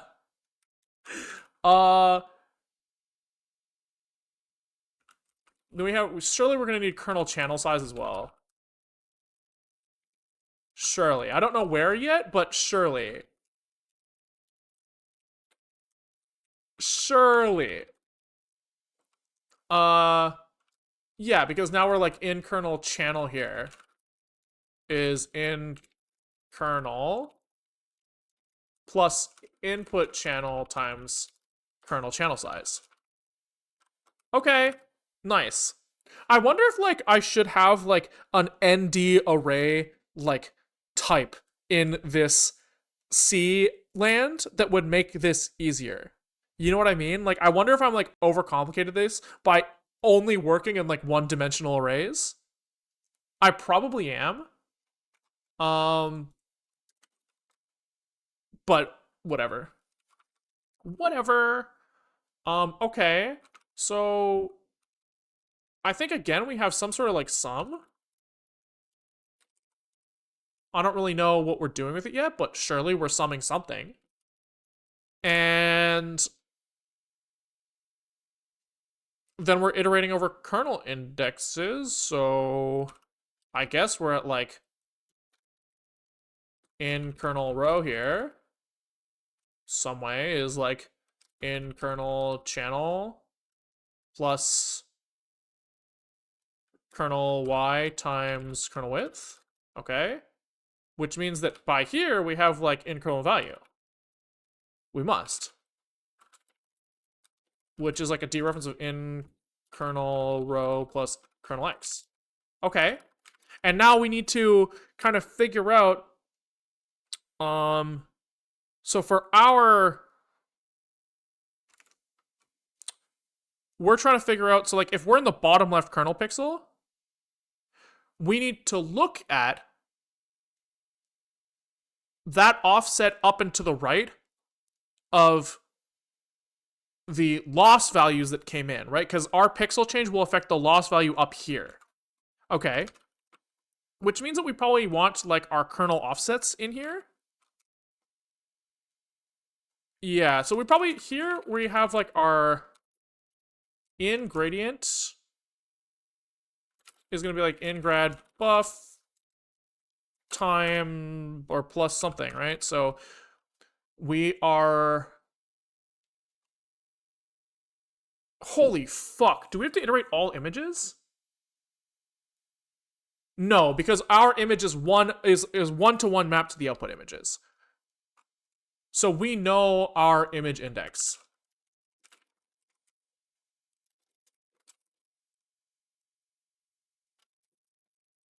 Okay, cool. So that means that our input gradient here is in gradient buff plus image index times out image size. Yes. And our out image size is the output image channel size times output channels.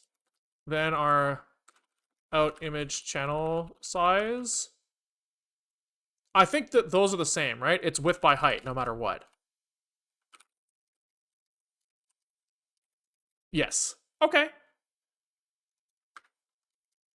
That seems hype in some way.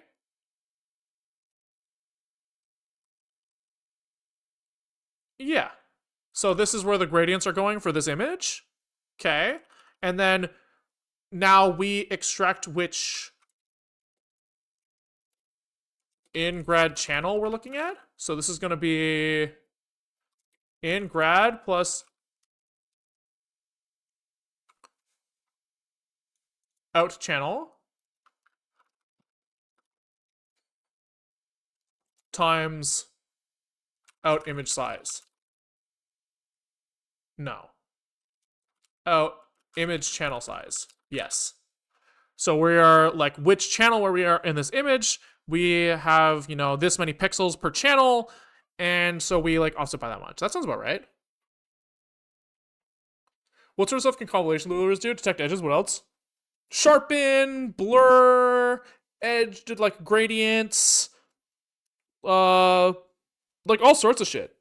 Like it also gets kind of confusing once you start applying those same concepts to like higher dimensional concepts, right? So like if you're looking at like a red like the channel red, you can see like the gradient of how red changes. But then once you have gradients, you can then do a convolution on the gradients to see how much the gradients are changing.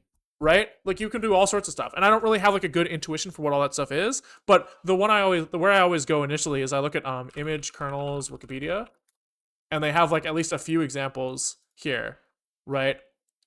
Edge detection, sharpening, box blur, Gaussian blur, sharpening, right? All of that stuff's really obvious, but there's like I'm sure there's other stuff, right? And I'm sure like the neural network can like determine weights for these kernels that like have like concepts that we don't even really like have names for, right?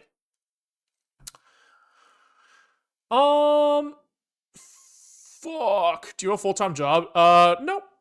Intentionally for now. For now, I'm having too much fun doing this, and it's like I don't have like the mental energy to do this and a job, so I would rather do this.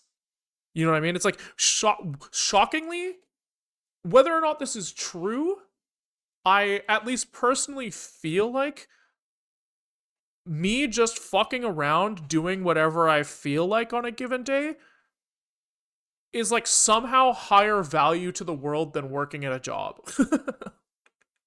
Like not to like toot my own horn, but like I think that like I am presenting something to the world by doing this. And people like some people enjoy watching that thing, and that means that it like has value to some extent. And I think that that value is like multiplied by the number of people that will watch. And so like I almost feel like the amount of like people that I can impact in the world, which like, you know, whether or not you want to claim that impact is good or bad, like impact I think is larger by doing this, which makes me feel good in some way. I don't really know why. I should think about that. I don't really know if I think that like if I like logically think that impact is good, because that would implies that, like I think that any impact that I have is net positive, which I don't necessarily believe. But it's like there's something there. Something there. I, to be honest, think I've learned a lot from the world economy. No, yeah, I agree. I also don't care. Yeah, you're thinking along the same lines. Um, like any publicity is good publicity. Yeah, like I don't know if I agree with that either, but like it is a thing that like I probably feel to some extent. Okay, what the fuck am I doing? So I've got a loop. I've got to figure out. I have like what kernel value I'm looking at, and I have to figure out what gradient I'm looking at. So the x and y's are where this gets confusing, right? So here I want to probably compute my k offset, which is going to be what did we say? We have this already. It's ky minus the height of the kernel over 2. Right? So this tells me where I'm offset, which tells me what the image offset is as well, honestly. Right? Is that true? If I am on the left side of the kernel, I'm actually on the right side of the image relative to my pixel. Right? If I'm looking at this guy, I'm on the left side of this, like I'm impacting this pixel here, which is to my right, even though I'm on the left side of the kernel. So this has to be inverted.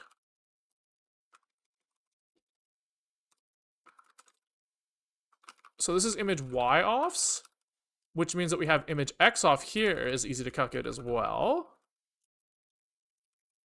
And so surely we just use this somehow, right? So we want like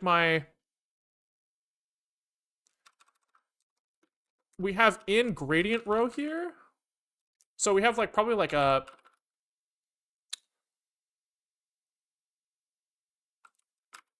in grad row is going to be like in grad channel plus the, I guess we should have like image grad y is equal to image y plus image y offs, right? Easy. And so if image grad y is out of bounds, so if this is like less than 0 or greater than or equal to image height, we probably just continue and this doesn't contribute to this pixel, like this pixel doesn't contribute to a gradient here. That makes sense. And so we probably do the same thing with x here, right? So this is x width x. We already had that line. X width. Okay. I don't really know if continuing in these is like fucked up. But we'll figure it out. Okay. So this is the in grad channel plus image grad y times width. Yeah. Yeah. Okay. And then we have in grad val is a dereference of in grad row plus image grad x. Okay. So now we have a loss value and the pixel that I am multiplied by that contributes to that. And so I think it's just sum plus equals in grad val times in kernel val. Okay. And then down here, it's like, uh-oh, I'm missing a squiggly. Then it's just we output the sum, probably. What's our output thing? Outgrad?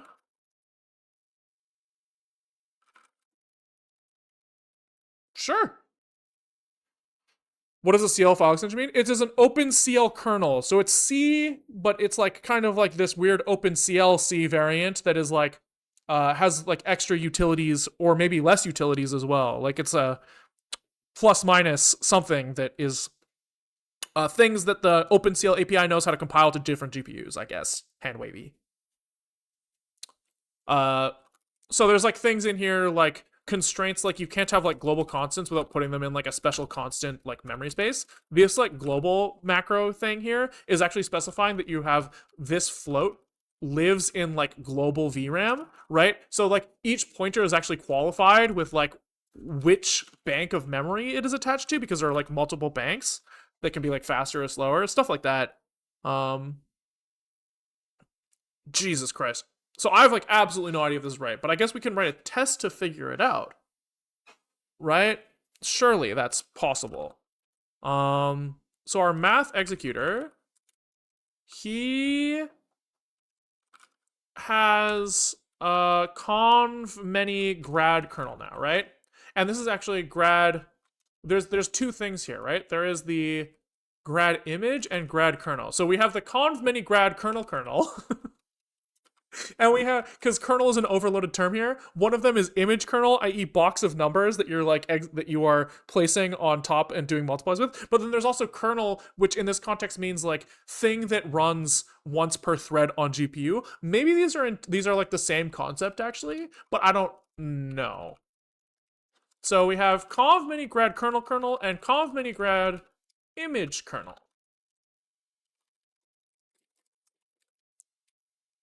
Right, is what we call them. I guess technically these things are not necessarily images, but we're thinking of them as images, so fuck it, you know? Like, really, they're just like arbitrary sets of numbers, and in my head, numbers that are arranged in 2 dimensions are like an image. But yeah, and all of these are orchestrated by the Linux kernel, so true. So there's probably something you could do to get another kernel in here somehow. But okay, so this is grad kernel and grad image. Okay, and then these guys get assigned here. Grad kernel, grad image kernel, grad kernel, and grad image kernel. All right, fuck. Now what? So we must have some gradient function. We have other examples.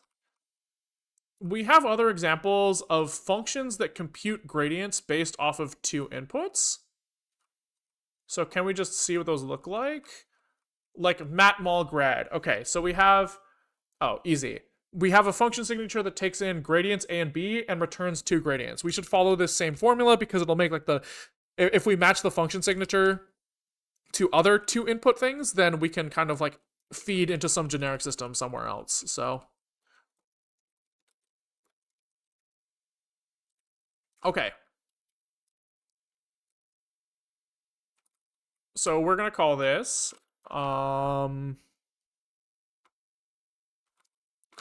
many grad. He is going to, oh, I guess we have Matt, well, maybe copying the signature makes more sense. Matt mul grad, here we go. Let's copy this. Okay. Conv many grad. So we have our downstream gradients, our image input, and our kernels input. Okay. And actually, we can maybe almost copy the inside too, right? So we are going to return 2 sets of gradients, one for the images, one for the kernels. So this is going to be image input, kernel input. We are going to execute the conv many grad image kernel here and here. And we just need to make sure that we get like the parameters right now. So, oopsies, this is going to be A is image, B is kernel. Okay, so let's just clear out these parameters. And see what happens. So I guess we need to look at what we made here. Conv cl. So our conv many grad kernel. We want buff is equal to downstream gradients buffer here, then it's input image, then it's return, then we have all sorts of like uint parameters, right? So it's width is this, the first dimension of the image input. I guess we also need to do some like assertions here. So we need to say like, if input image input validate smile. What if we just don't validate for now? We just won't write we'll just write fix me and then we don't have to do it. That's how it works. So we want width, we want height, we want in channels, we want number of inputs, we want kernel input width, we want kernel input height, and then I believe that in the output is off by 1 index here.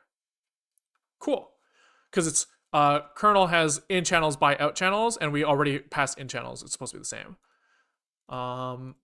Okay, so then the other guy, what does he want? He wants 3 buffers. They are the downstream gradients. They are the kernel input here, and then the A gradients here. Then all of the parameters here are the exact same. So just copy paste those motherfuckers. Can you use a set of convolutions to straighten out reconstructed images that has bent barcode because it belongs to a bag of apples, for example? I believe yes. I believe so. Right? That's kind of like what I'm banking on for this thing working in general, is that we can identify like which bar is which. Right? So that is where this is like eventually going. Probably not to straighten out, although that is interesting. That would be a fun thing to try to train. But where I'm trying to go is like at least identify like how all of the pixels in this bar like average out compared to the bars around them, if that makes sense. Like, is this thing a dark bar or a light bar? And like if I would be great is if I could just get like one number that represents like the value of the bar, 0 or 1. That would be hype. I suspect like there are things like spatial like awareness that are kind of hard to track this way, right? So like one thing where my understanding of these things is like where convolutional networks fall over is if you're trying to like ask for information about things that are very far away from yourself, right? So if I'm in the bottom left corner and I want to know something about the top right corner, the only way to like propagate that information, where am I on the screen, is to kind of like merge this stuff and then merge the stuff in the middle and then merge the stuff in the middle, like kind of like propagate by moving kernels over the thing over and over again. Where like transformer models, you can kind of just like directly ask that shit. So there's a possibility here that we end up in a case where a transformer would be better suited to our problem. But I think that we can kind of like avoid having to query about like the whole image if we can normalize the barcode to kind of like be aligned in a certain way. With each layer, receptive field grows. Yeah, exactly. So I think there something that I haven't Googled this at all. So like I don't know if this is the thing people do, but I think that I want to predict a transform eventually. So like, or maybe like a rotation and offset, and like apply that rotation and offset to like the gradients that we've, or like the like features that we've computed and the image. And by doing that, we can allow the network to learn to position the bars in a specific way, and then we don't have to like it should just know based off pixel position which bar is which, if that makes sense. But I don't know if that's like a thing you can do. It sounds complicated because like your back propagation then has to like unrotate and unshift this thing, and like I don't know if like I don't really know how that like works, but that's kind of my idea right now. We'll see where we end up though. Okay, so we have this function now that theoretically can get us the gradients. We just have to like call it and check the output. So let's do can we kind of do like the same channels here? CNN doesn't do anything special either. It can just train faster with less data because it shares weights massively. Yeah, anything a CNN does, any other network can theoretically do as well. Yeah, I guess, yeah, everything is just about like number of parameters. Yeah. I guess you like anything it can do, you're kind of still limited by like compute, like practically. So there's probably something there. But yeah, I get what you're saying. Like with enough weights and enough propagation, you have all the same information eventually. Um okay. So let's say that we have some gradients, right? Let's say that we wanted this thing to learn to do edge detection, right? Um so yeah, so let's say that we have some image. I guess like we can kind of copy paste these input images from the forwards pass, right? So we have an input image, we have some kernels, and now instead of expected output though, we have like how wrong were we for each of these. So can we just say like,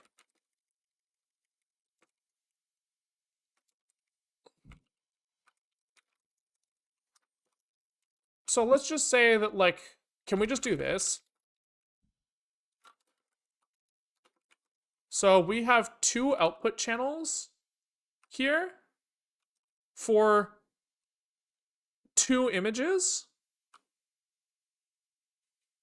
is the final output here, right? We were expecting...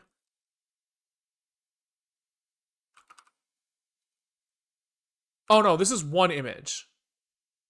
This is one image. So it's two output channels. So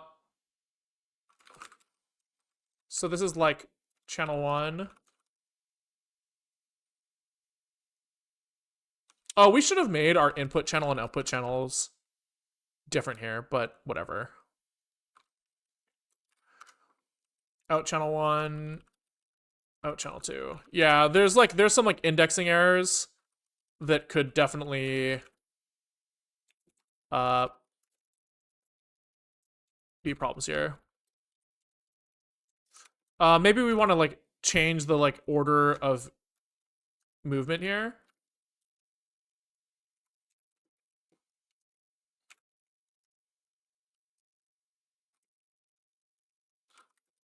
Oopsies. 6, 7.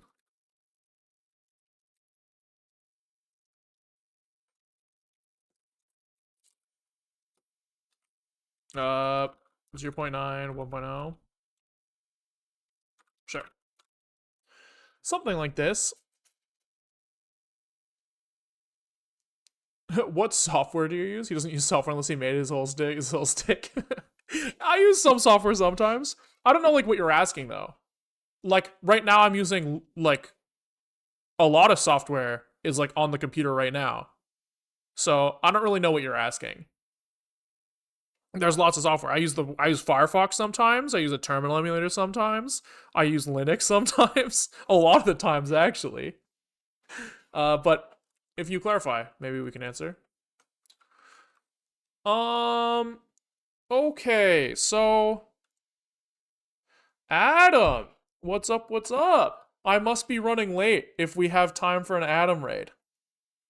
But what's up, guys? Just to fill you guys in, we are working on training a convolutional neural network from scratch. So we've kind of built out this like neural network training framework. He uses OpenCL to do a bunch of GPU compute.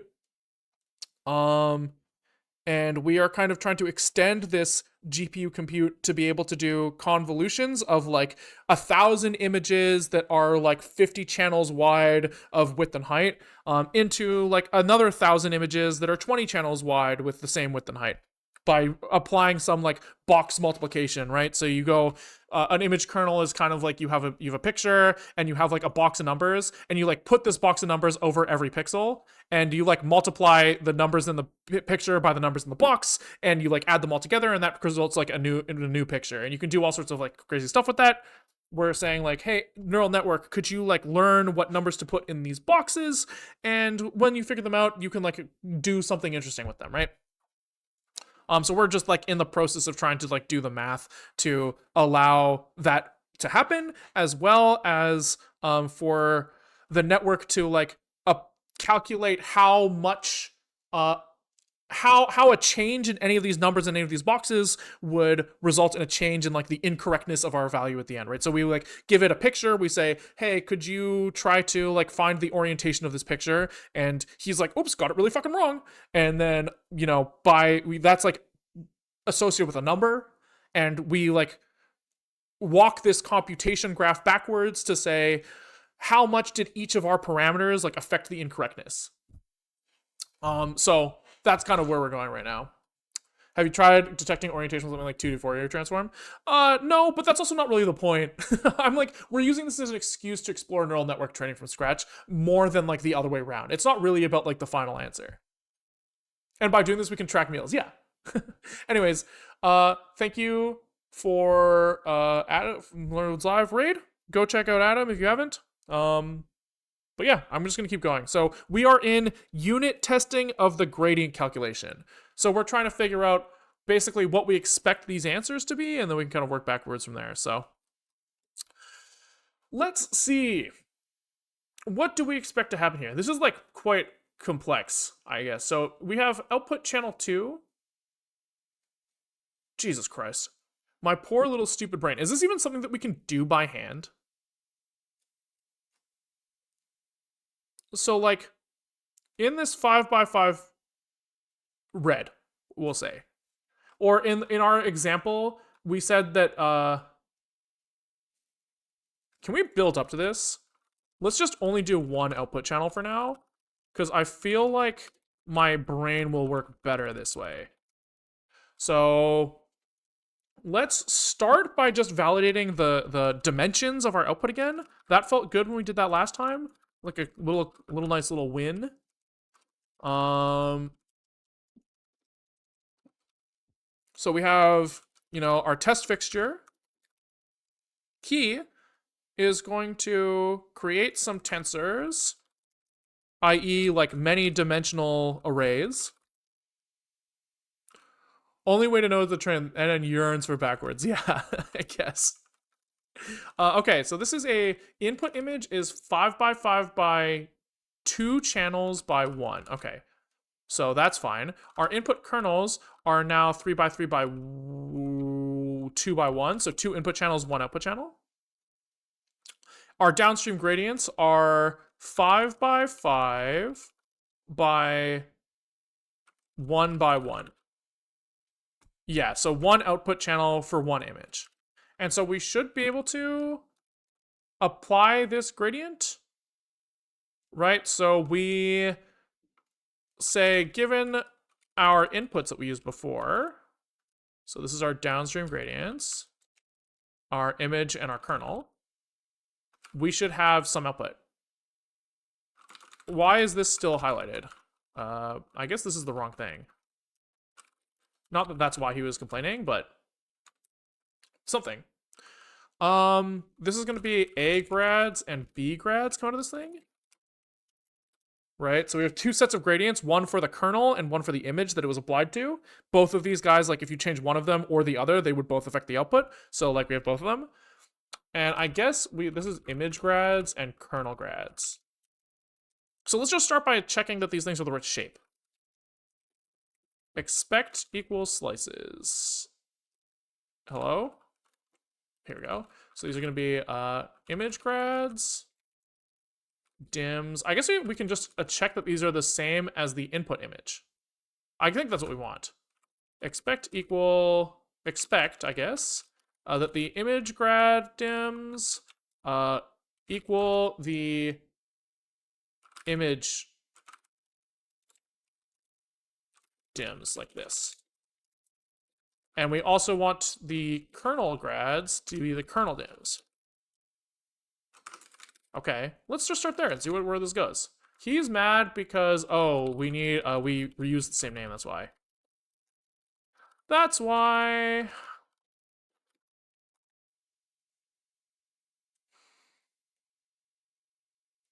Okay. We gotta wait. Build suspense. Wait for the test to run. It's the last one.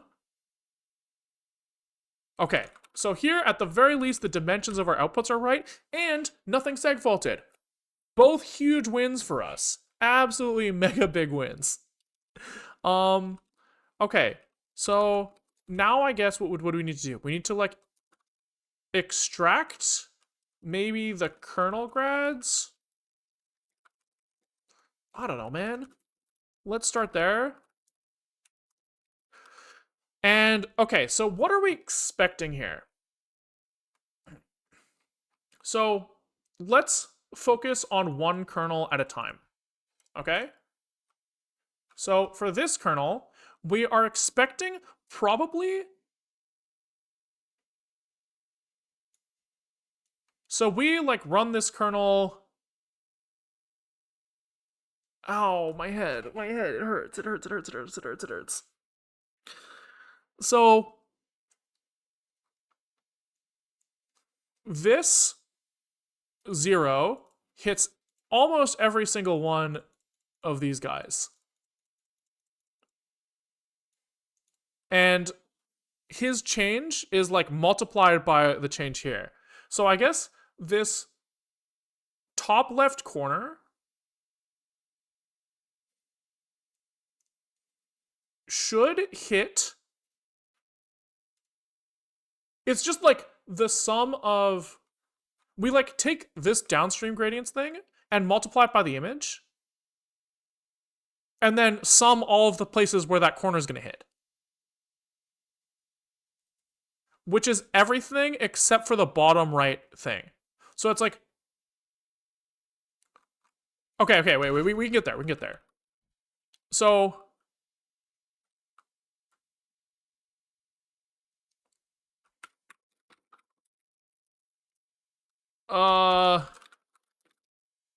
Fuck. I'm gonna go on my way for you. Have a good one. Have a good one. Later. Okay, so it's like, since all of these are just 1, except for the top 4, it's like we take this. Maybe it's time to use a reliable framework and test against it. Yeah, I guess that's not crazy, right? Because I do think that doing this by hand will be too hard. I would like to get one number correct by hand to make sure that like I understand. How about we do that? Yeah, let's do that. Let's try to predict the top left gradient of the kernel and figure out the rest after. Yeah, let's do that. Okay, so 0 out these. Sum. It's like 0.3 times 4 plus 0.4 times 4 to get like these and these. And then these guys in the top left corner are zeroed out. So then it's like plus 0.1 times 2 plus 0.2 times 2. This is what I'm expecting for the top left. So can we print expect approx equal TL val and kg CPU 0, the very first thing. I believe that these are the same.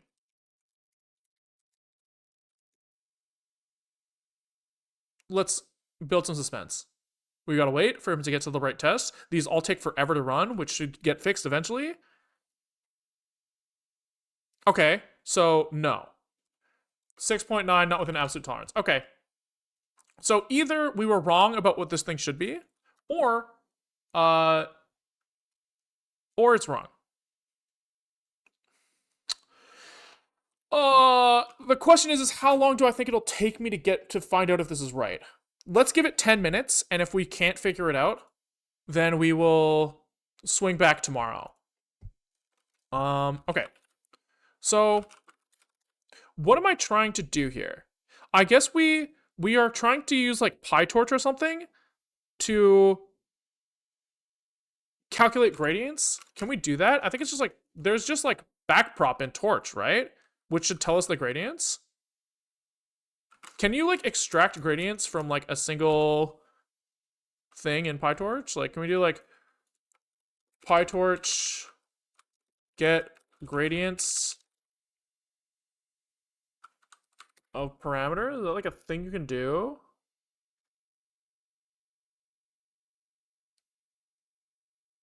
It's just param.grad. Okay, so they're kind of doing something similar to like the way we've built our network. Kuju, thank you for the raid. What is up, you guys? I apologize. I just did an explanation of what we're doing, so this is going to be an even shittier one. But we are training a neural network to do convolutional classification. So we take like boxes of numbers. You guys on Kuju stream are probably familiar with image kernels. I think they seem like kind of in line with like OpenGLE stuff. But like you take box of numbers, like a 3x3 box of numbers, and you place it over and over again on each pixel in a picture, right? Then you multiply the surrounding pixels by like the numbers in the box. And you like add them all together, and you can do things like a box blur by putting the box all ones. You can do like edge detections by setting like one side to negative, one side to positive. And we're kind of trying to get like the neural network to learn parameters of these boxes. And part of that is doing like back propagation. So that's where we are now, is we say like, hey, we wanted this image that you made to look this way. How does each pixel in your input image affect the output? And how much does each of the numbers in the box affect the output? And that's what we're trying to figure out. And so I was just going to say, I want to compare the thing that I made with like something like PyTorch, I think is where I want to go.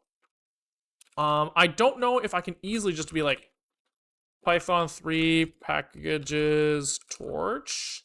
Am I going to get fucked by that? Because if I can just do that, that's kind of hype.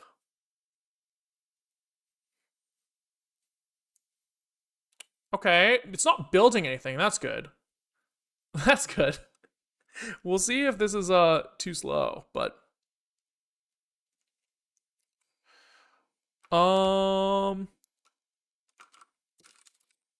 math executor over here. We'll just open this to compare. So what are we? I guess we can do like test py import torch. If I guess we can just do like torch. How do you make like tensors in PyTorch? Torch tensor from array. You can do from numpy, but can I just do like torch tensor? Is that like a thing I can do? It's been a minute. Yeah, okay, here we go. So can we just like initialize like our input image? So here we take this thing that we made.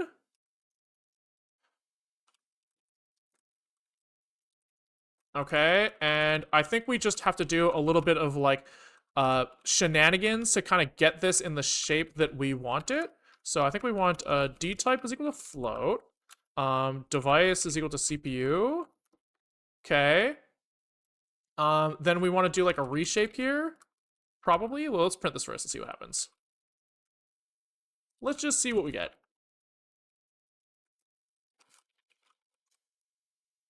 Okay, so that's good. We have like a thing. No need for device CPU. It's CPU by default. I just wanted to make sure that it didn't try to do something CUDA, but I guess that's fine.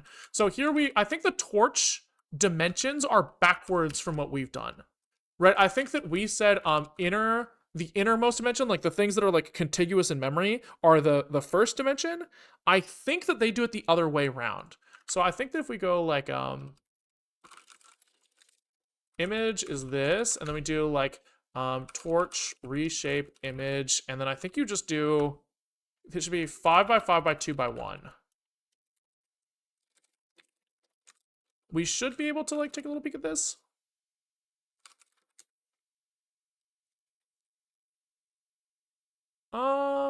Actually maybe it's not. Maybe it's the same. Oh no, sorry. 1 2 5 5 is backwards from our way. Yeah, see, this makes more sense, right? This kind of like puts these images the same way that we have them laid out here. Okay, so we have this thing, we have our image. Then we have our kernel, which we can copy paste from here as well. Oops. Copy, paste. And here we want like image is equal to this. We want kernel is reshaped of, this is 1 output, 2 inputs, 3 by 3 kernel. So I think it's like this. Let's double check. Ooh, this is the wrong thing. This is kernel here. Okay, so that looks about right in terms of like the way that I expect this to look. Let's do downstream gradients as well.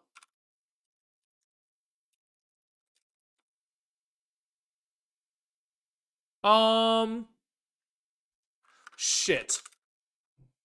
I don't know if we can like backprop this thing. I don't think we can like manually construct our like backpropagation graph in this same way. But I guess we can get to the downstream gradients by doing a convolution, and then we can copy paste those gradients back into our test. You need requires grad, so true.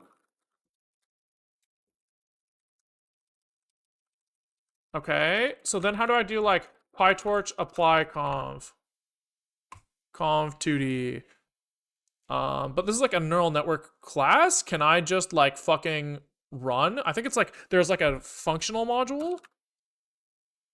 Yeah, here we go. This guy. And then do they have what does like dilation do here? Does dilation do what we're doing? The spacing between kernel elements? Oh no. Padding? Padding is same for us. That's what we're trying to do. So we want like a, what is this? This is in torch and then functional.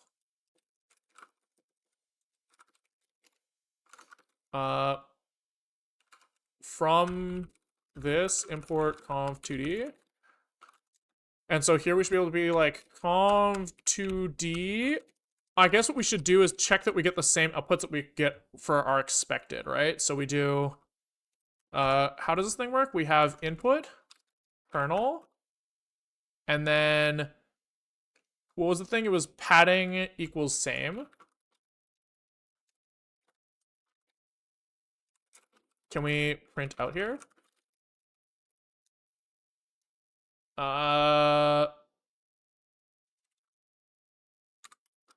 Hello? Oh, is this be a torch float 32 or something? Is that what I'm supposed to do here?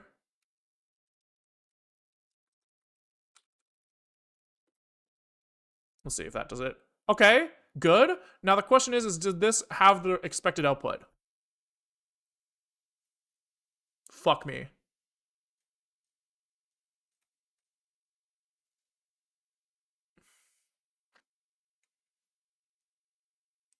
No, it did not. So we have 2 input channel. Oh, is it? Yeah. So this thing is just not applying in the same way that I want it to. And so in order for us to like be able to like compare 1-to-1, we do have to figure out how these are the same. That's very strange, actually. Could be that the padding is wrong. What is this conv2d2? So the input tensor of type mini batch, in channels, height, width. Okay. Oh, out channels, in channels over groups. What is groups here? Split into groups, both in channels, out channels should be divisible by the input number. Oh, so our groups is 1 by default. So what is our like output shape? 1 by 1 by 5 by 5. That is what we are expecting here. So it is weird that we're not getting the result we're expecting. Right? This should be matching this, and it doesn't. It's probably to do with the padding, right? Can be a string valid or same. Single number or a tuple pad width, pad height. Default 0, padding equals valid is the same as no padding. padding equals same as pads the input so that the output has the same shape as the input. However, this mode doesn't support any stride values other than 1. Oh, so this doesn't necessarily like extend.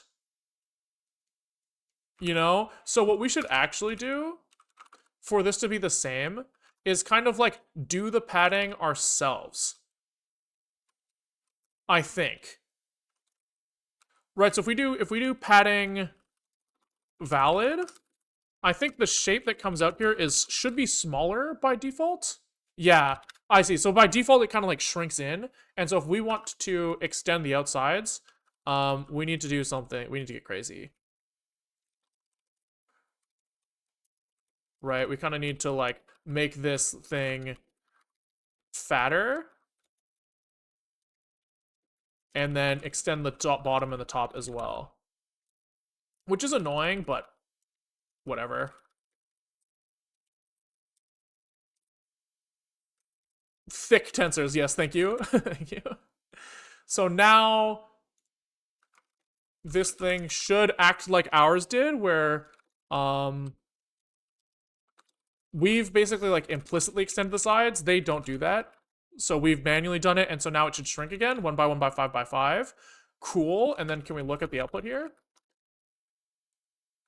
Okay, so now this looks exactly like our expected output, right? We have 0, 0, 1, 1, 0, 0, 0, 1, 1, 0, 1, 1, 1, 1, 0, 1, 1, 1, 0. This is the same now, which is good.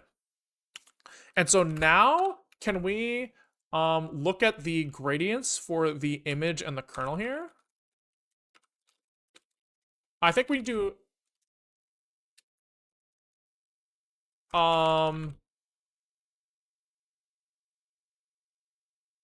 So we need to define like an incorrectness, right? For us to do the backprop. Which is confusing. Yeah.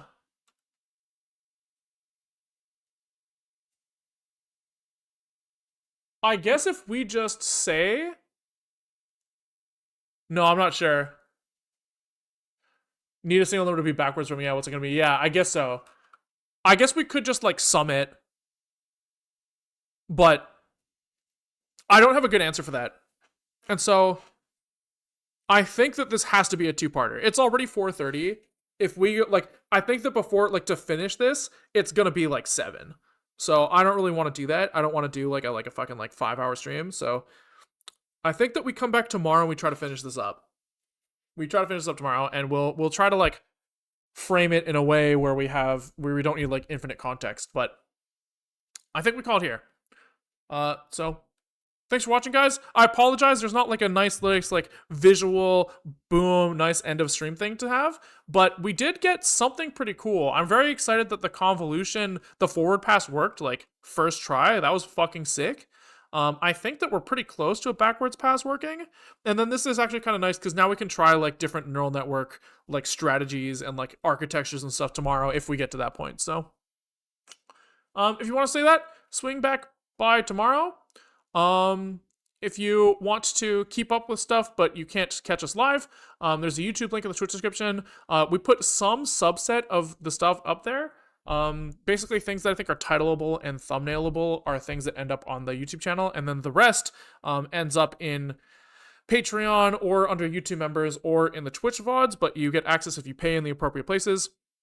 We do that so that we have something to give people who want to support the stream. The stream does stop happening when I run out of money, right? So if you want to support, you can use Twitch Prime, you can support on Patreon or YouTube members. In return, you get access to all of the VODs if you can't watch live, and the knowledge that you're helping the stream continue. So yeah, I think that's all we gotta plug. YouTube, peace out. Twitch, let's find someone to raid.